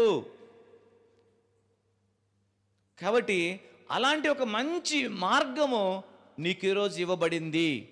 అందుకే బైబిల్ అనేది నేనే ఆ మార్గాన్ని. ఏంటి ఆ మార్గం అంటే మారు మనస్సు పొందాలి, బాప్తిస్మం పొందాలి, దేవుడు చూపించిన మార్గంలో ఒక నూతనమైన జీవితాన్ని జీవించి ఆయన నీ ముందు ఉంచబడేటువంటి ఆ మార్గంలో నువ్వు నడవగలిగితే ఆయన శరీరము ద్వారా చేసినటువంటి బలికి సరైనటువంటి మేలు నీ జీవితానికి వచ్చింది. అంటే మనుషులు చెయ్యలేనిది, ఏ మనిషి సమీపించలేని దాంట్లో ఆయన మాత్రమే వెళ్ళాడు, బలిగా అర్పించబడ్డాడు, ధర్మశాస్త్రం అనే అడ్డుగోడను పడగొట్టాడు. ఎప్పుడైతే ఆయన సిలువ పైన మరణించాడో అడ్డు తెర అది కూడా ఉండి చూడండి, ఆ మాట ఉందా? 2గా ఆయన అది చీలిపోయిందంట. ఇట్లా 2గా చీలిపోయింది. సరే, అది ఎక్కడుందో రిఫరెన్స్ చూద్దాం తర్వాత. అంటే ఆయన ఎప్పుడైతే కల్వరి సిలువలో ప్రాణం పెట్టాడో, లామా లామా సబక్తా, నా దేవా నా దేవా నన్నెందుకు చేయి విడిచావు అని చెప్పి తన ప్రాణమును విడిచాడు. ఆయన విడవడంతోనే అక్కడ ఆ ఆలయం యొక్క తెర, ఆ ప్రత్యేక అతి పరిశుద్ధ స్థలములో అడ్డంగా కట్టిన తెర రెండుగా చీలిపోయింది. ఇట్లా శరీరము ద్వారా ఆయన చేసిన మేలు ఎవ్వరూ మనకు చేయలేరు. అంతటి మేలు మనకు చేసి మన దగ్గర పెడితే మనం మారు మనసు పొంది బాప్తిసం పొంది ఆ నూతన మార్గంలో నడిపించబడ్డానికి ఎన్ని బ్రేకులో నువ్వు వెల కట్టలేనటువంటి రక్తం అది నీ కొరకు నువ్వు పుట్టకు మునిపే చిందించి పక్కన పెట్టేశాడు. మీరు కేవలం నమ్మి ఈ నూతనమైన మార్గంలోకి మీరు రాగలిగితే ఖచ్చితంగా దేవుడు మీకు ఒక మంచి పరిస్థితిని కలుగు చేస్తాడు అనేది ఈ 5వ ఒక విషయం. 5 విషయాలు మీకు నేను చెప్పాను. మరొకటి కూడా ఉంది. ఇది చాలా చాలా అవసరం మనకిది. ఆయన జీవితము ద్వారా ఆయన జీవించిన జీవిత కాలాన్ని మనం ఎలాగ ఒక పాఠంగా నేర్చుకోవాలి, ఒక పాఠంగా మనకి ఉండాలి. మొదటిగా శరీరధారణ, రెండవది శరీరం అంటే, మూడవది శరీరం ఏం పనిచేసిద్ది, ఇలాంటి శరీరాన్ని ఎందుకు ధరించుకున్నాడు, ఈ శరీరం ద్వారా మనకు కలిగే మేలేంటి, అర్థమైంది కదా. 6వది చివరిది, ఆయన శరీరధారణగా ఉన్నప్పుడు ఆయన జీవితంలో నుంచి మనం ఏమి నేర్చుకోవాలి. ఆయన నీలాంటి నాలాంటి ఒక శరీరంగానే ఉన్నాడు, నీలాగా నాలాగా భూమి మీద సంచరించాడు, ఆకలి దప్పులు కలిగిన వాడుగా ఉన్నాడు. కానీ శరీరాన్ని ఏలనీయకుండా, శరీరం అనే అధికారం ఆయన మీద చూపించకుండా, మరణమా నీ ముళ్ళెక్కడా, మరణమా నీ విజయం ఎక్కడని మరణపు ముళ్ళను విరిచాడు ఆయన ఈ శరీరంలోనే ఉండే. మనం అనొచ్చు ఆయన దేవుడు కదా, దేవుడైతే శరీరధారిగా ఎందుకున్నాడు, రక్త మాంసాలు కలిగిన వాడికి ఎందుకున్నాడు, ఆయన మాత్రమే ఎందుకని ఆ మహిమ కలిగినటువంటి వ్యక్తిగా ఉన్నాడు అంటే, ఆయన ఈ శరీరములో ఉండే. బైబిల్లో రాయబడిన మాట ఏంటంటే, ఈ మర్తమైన శరీరములో ఉండి మహిమ కలిగిన శరీరంగా ఆయన మార్చబడ్డాడు. రేపొద్దున మీ సబ్జెక్ట్ అదే. మరణ పునరుద్ధానాలు ఎట్లా జరిగినాయో ఇలాంటి శరీరధారణ కలిగినటువంటి ఈయన బలిగా అర్పించబడి ఏం చేశాడో, అంతటి దైవ లక్షణాలు కలిగిన ఆయన ఇలాంటి ఒక నశించిపోయే శరీరం ఎందుకు ధరించుకున్నాడో, ఈ శరీరము ద్వారా మరణ పునరుద్ధానాల్లో ఆయన ఏం నేర్పిస్తున్నాడో మనందరికీ అనేది రేపటి మన సబ్జెక్ట్ అదే. కాబట్టి ఇందులో ఉన్నటువంటి అంశం ఏంటంటే, మొట్టమొదటిగా ఇందులో ఏగా రాసుకోండి. ఏగా ఒక మాట, నీ శరీరాన్ని సజీవ యాగముగా దేవునికి సమర్పించాలి. ఇది ప్రభు ద్వారా మనం నేర్చుకోవాల్సింది. నీ శరీరాన్ని సజీవ యాగముగా దేవునికి అర్పించుకోవాలి. రోమపత్రిక 12:1. రోమపత్రిక 12:1. రోమపత్రిక 12వ అధ్యాయము 1వ వచనం నేను చదువుతున్నాను, మీరు చూడండి. కాబట్టి సహోదరులారా, పరిశుద్ధతను దేవునికి అనుకూలమునైన సజీవ యాగముగా మీ శరీరములను ఆయనకు సమర్పించుకొనుడి అని దేవుని వాత్సల్యమును బట్టి మిమ్మల్ని బ్రతిమలాడుకొనుచున్నాను. ఇట్టి సేవ మీకు యుక్తమైనది. ఎందుకు సమర్పించుకోవాలి శరీరాన్ని, ఎందుకు సమర్పించాలంటే 2వ వచనం అంటాడు, ఈ లోక మర్యాదను అనుసరింపక, ఈ లోకంలో ఉన్న వాటిని అనుసరింపక, దేవుని చిత్తమేదో అనుసరింపక ఉత్తమమును అనుకూలమునైన సంపూర్ణమునైన ఉన్న దేవుని చిత్తమేదో పరీక్షించి తెలుసుకున్నట్టు వల్ల మీ మనస్సు మారి నూతన మగుట వలన మీరు రూపాంతరం పొందుతారు. ఆమేన్. అంటే నీ శరీరాన్ని సజీవ యాగంగా అర్పించుకుంటే నువ్వేమవుతావంటే రూపాంతరం పొందుతావు. అంటే అర్థం ఏంటి, మహిమ కలిగినటువంటి దేహమును నీవు ధరించుకుంటావు. ఎప్పుడు? ఈ లోక మర్యాదను అనుసరింపక, ఈ లోకంలో ఉన్న వాటిని అనుసరింపక. లేదంటే మేము అనుసరిస్తామంటే మీ ఏమవుతారో తెలుసా? మీరు కొలసీ పత్రిక 2:20-21 చదవండి. కొలసీ పత్రిక 2వ అధ్యాయంలో 20-21 వచనం ఏమని చెప్పాడు? కొలసీ పత్రిక 2వ అధ్యాయము, మీకు నేను తప్పు చెప్పినట్టు రిఫరెన్స్. 2 కొలసీలు రాసినటువంటి 2వ అధ్యాయంలో ఉన్నటువంటి మాట ఏంటంటే 8వ వచనం అండి. 8వ వచనం 2:8 రాసుకోండి.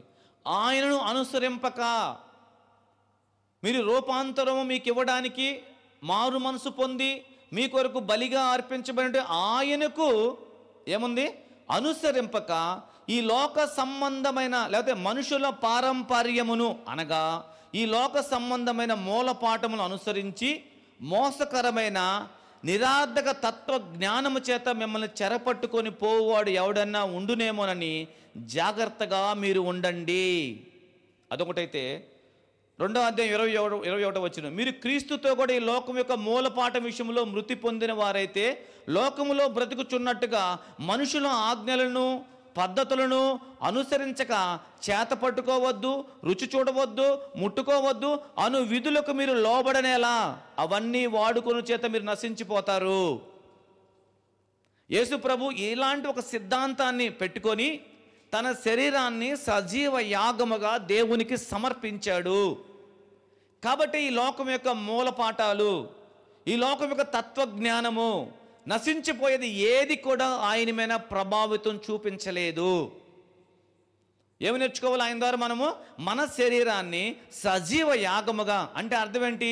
సజీవ యాగముగా అంటే బ్రతికుండగానే ఒక యాగమైపోయినట్లు, ఒక పూర్తిగా కాలిపోయిన వ్యక్తి ఎలా సమర్పించుకుంటాడో ప్రభువుకు నిన్ను నీవే సమర్పించుకో. ఇట్టి సేవయుక్తమైనది మీకు. ఇది చేయటం వల్ల దేవుని చిత్తాన్ని జరిగించటం వల్ల మీరు రూపాంతరం పొందుతారు, మహిమ కలిగిన దేహాన్ని పొందుకుంటారు. అర్థమైంది కదా? ఆయన శరీరం ద్వారా ఎలా జీవించాడో దాంట్లో మనకు కలిగినటువంటి మొట్టమొదటి అనుభవం. రెండవది, దేవునికి ఇష్టంగా బ్రతకాలి. ఎట్ట బ్రతకాలి? దేవునికి ఇష్టంగా బ్రతకాలి. ఇప్పుడు ఆయన 30 సంవత్సరాలు పూర్తయిన తర్వాత బాప్తిస్మము తీసుకొని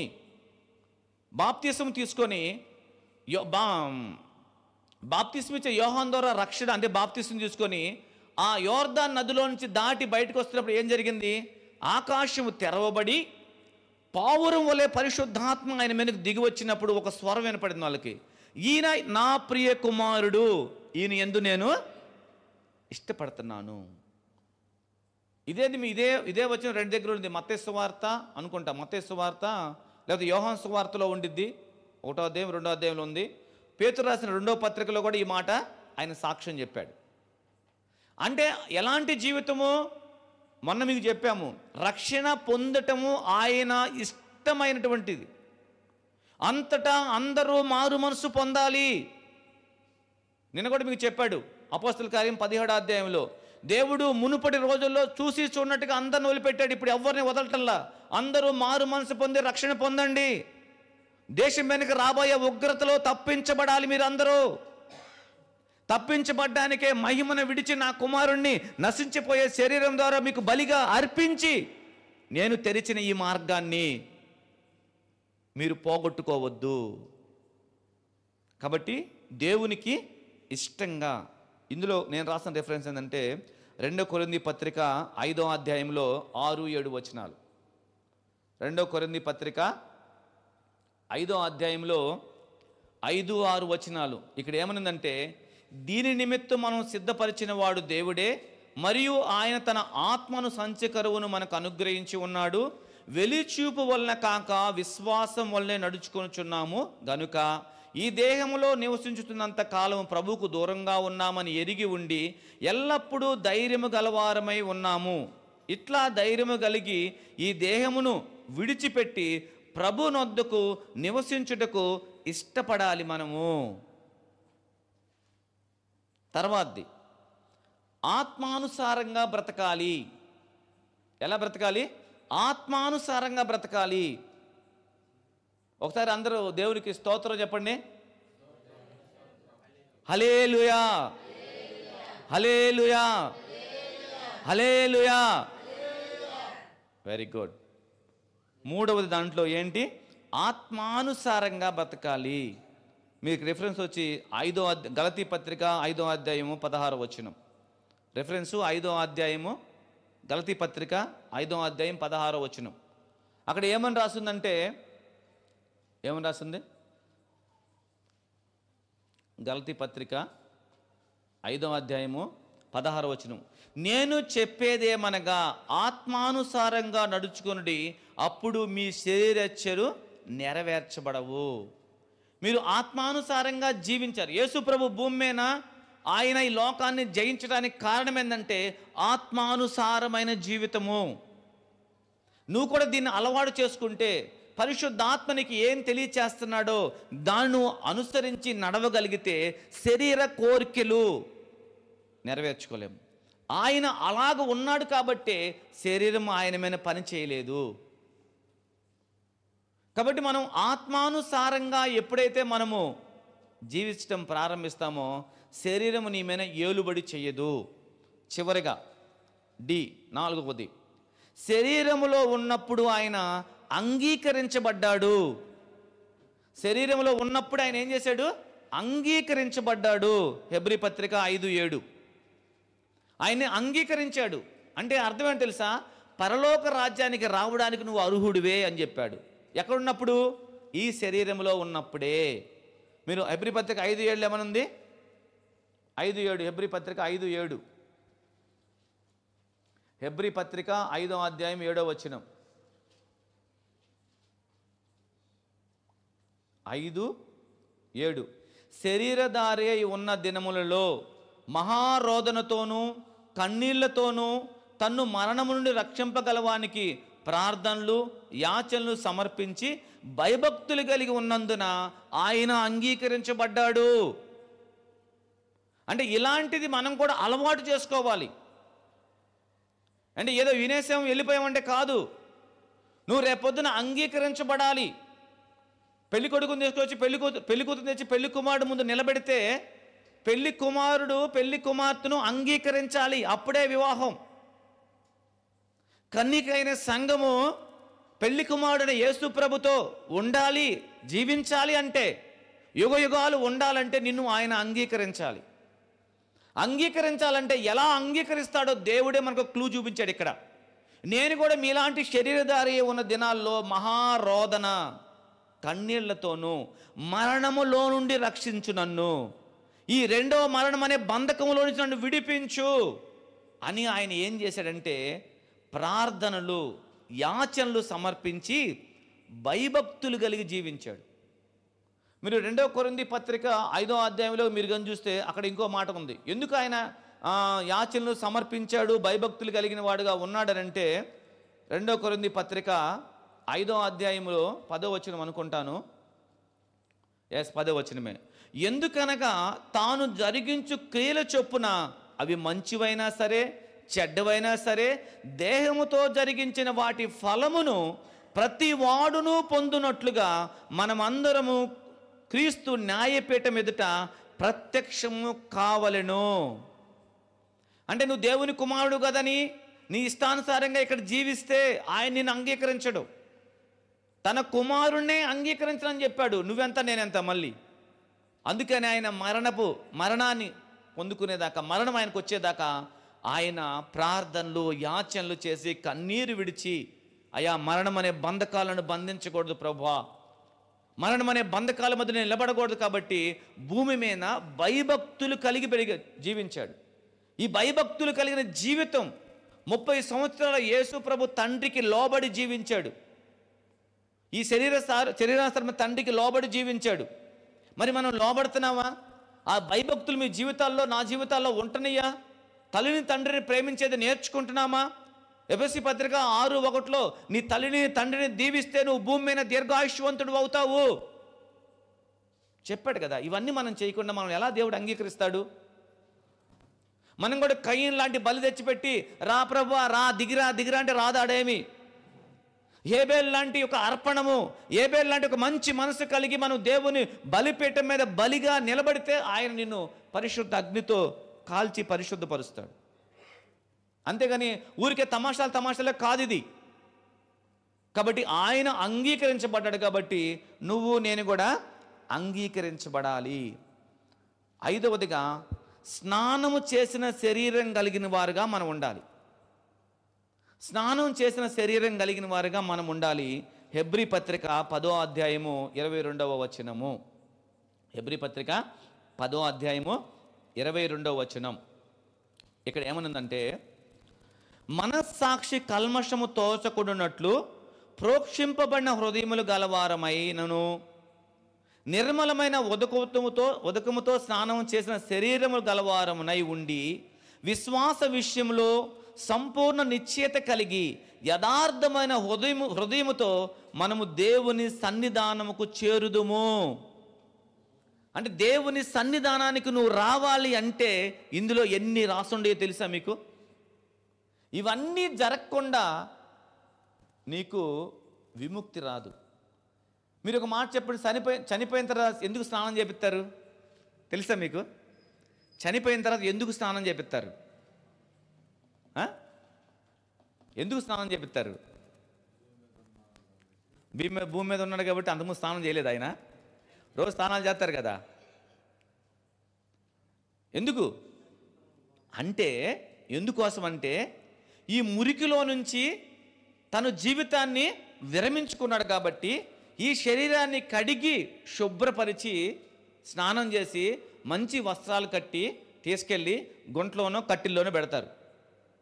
క్రైస్తవుల యొక్క నిరీక్షణ ఏంటంటే, మరలా దేవుడి శరీరాన్ని, ఈ మర్తమైన శరీరాన్ని మహిమతో లేపుతాడు, ఈ మర్తమైన శరీర అక్షయతను ధరిస్తాడని వాళ్ళు పెట్టిలో పెట్టుకొని జాగ్రత్తగా శరీరాన్ని కాపాడుకుంటారు.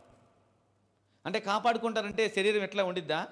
ఉండదు, నశించిపోయిద్ది. కానీ ఒకడు అడిగాడు, అయ్యా కరెక్టే నువ్వు చెప్పింది, కానీ ఎలాంటి శరీరాన్ని దేవుడు నాకు ఇస్తాడు? మంచిది, మీరు చెప్పింది బాగానే ఉంది, యేసుప్రభుని అంగీకరించాను, ఇలా జీవించాను, అలా ఉన్నాను, నాకు ఎలాంటి శరీరం ఇస్తాడు ఆయన? మీకు ఎలాంటి శరీరం ఇస్తాడు ఆయన అంటే ఆయన అన్నాడు, ఓరి అవివేకి, విత్తినది ఏదో. అంటే అర్థం ఏం తెలుసా? ఈ శరీరంలో ఉండు నువ్వు దేనిని విత్తావో, దేనిని చేసావో, ఎలా నీ జీవితాన్ని గడుపుకున్నావో అలాంటి దేహమే నీకు ఇవ్వబడుతుంది ఆ రోజు. లేదు తూచి నాకు కుదరదు, నాకు అదే కావాలి అని గోల్ చేస్తే చెంపమేనోడు కొట్టి పక్కన పెడతాడు. కాబట్టి మనం ఎలా ఉండాలని చెప్తుందంటే, మంచి మనస్సాక్షి, అంటే మనస్సాక్షి కల్మషం తోసకుండా, అంటే నీ మనస్సాక్షి మరకలతోటి మచ్చలతోటి డాగులతో ఉండకూడదు. రెండవది ప్రోక్షింపబడిన హృదయం ప్రోక్షించడం అంటే ఏం తెలుసా? పాత నిబంధనలో ఉన్నటువంటి పరిశుద్ధ స్థలంలో లేకపోతే ఆవరణలో ఉన్నటువంటి ఉపకరణాల మీద జంతువుల యొక్క, మేకల యొక్క రక్తాన్ని కలిపి ఇస్సోప్ అనే చెట్టుతోటి ఇలా ప్రోక్షిస్తారు, నెత్తురు ఇట్లా చల్లుతారు వాటి మీద. ఇంకా బలి తెచ్చినటువంటి ఎవరైనా బలి తెచ్చారనుకోండి, వాళ్ళకు ఆ పశువును వధించి, మనం దర్గా మనం చేస్తాం కదా, తల చేయబెట్టి రక్తం కాచిన తర్వాత ఆ రక్తాన్ని తీసుకొచ్చి మన చెవు కొమ్ము కానీ బొట్టం వెలుగు కానీ పూసి ఆ మిగిలిన కొంచెం రక్తం తీసుకెళ్ళి బలిపేట మీద కొమ్ముల మీద ప్రోక్షించాలి, ఇలా చల్లాలి. అప్పుడు నీ బలి అంగీకరించబడుతుంది. అంటే ఇలాంటి ఒక ప్రోక్షింపబడిన హృదయం నీకు ఉండాలి. కల్మషం తోసినట్టు మనస్సాక్షి మనకు ఉండాలి, హృదయం కడగబడి ఉండాలి. తర్వాత నిర్మలమైన ఉదక స్నానం చేసిన, నిర్మలమైన ఉదక స్నానం అంటే ఏం చెప్పండి? మంచిగా మైసూర్ శాండిల్ సోపేసి రుద్దుకోవటమా? కాదు, నీ లోపల కడిగి ఉండాలి. బయటికి అది కడుక్కోవాల్సింది, లోపల కడిగిన శరీరం కావాలి. అంటే ప్రతి అవయవము పరిశుద్ధమైన శరీరమై ఉండాలి. ఓరి నాయన, ఎందుకన్నా వెనక్కి వెళ్ళడమే బెస్ట్ అనుకుంటున్నారా? చూసారా?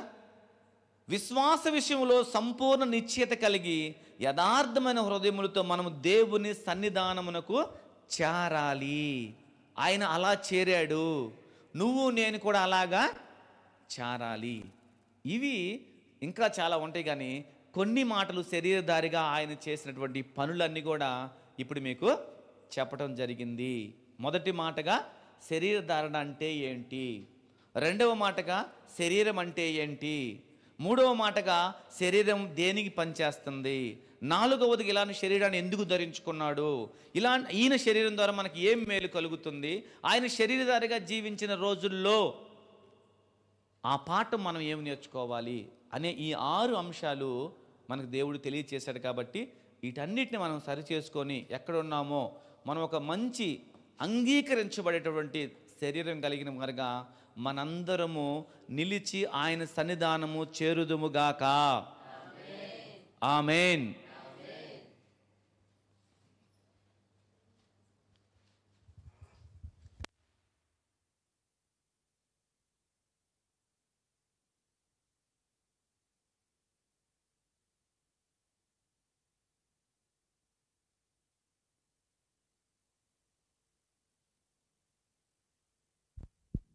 Praise the lord. విన్న ప్రతి మాటను బట్టి దేవుడు తన సేవకులను బలపరిచి వాడుకున్న రీతిని బట్టి 2 చేతులు ఆకాశం వైపు ఎత్తి దేవునికి స్తోత్రాలు చెప్దాం.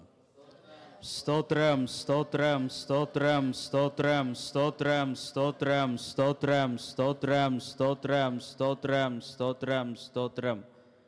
చిన్న ప్రార్థన చేసుకుందాం.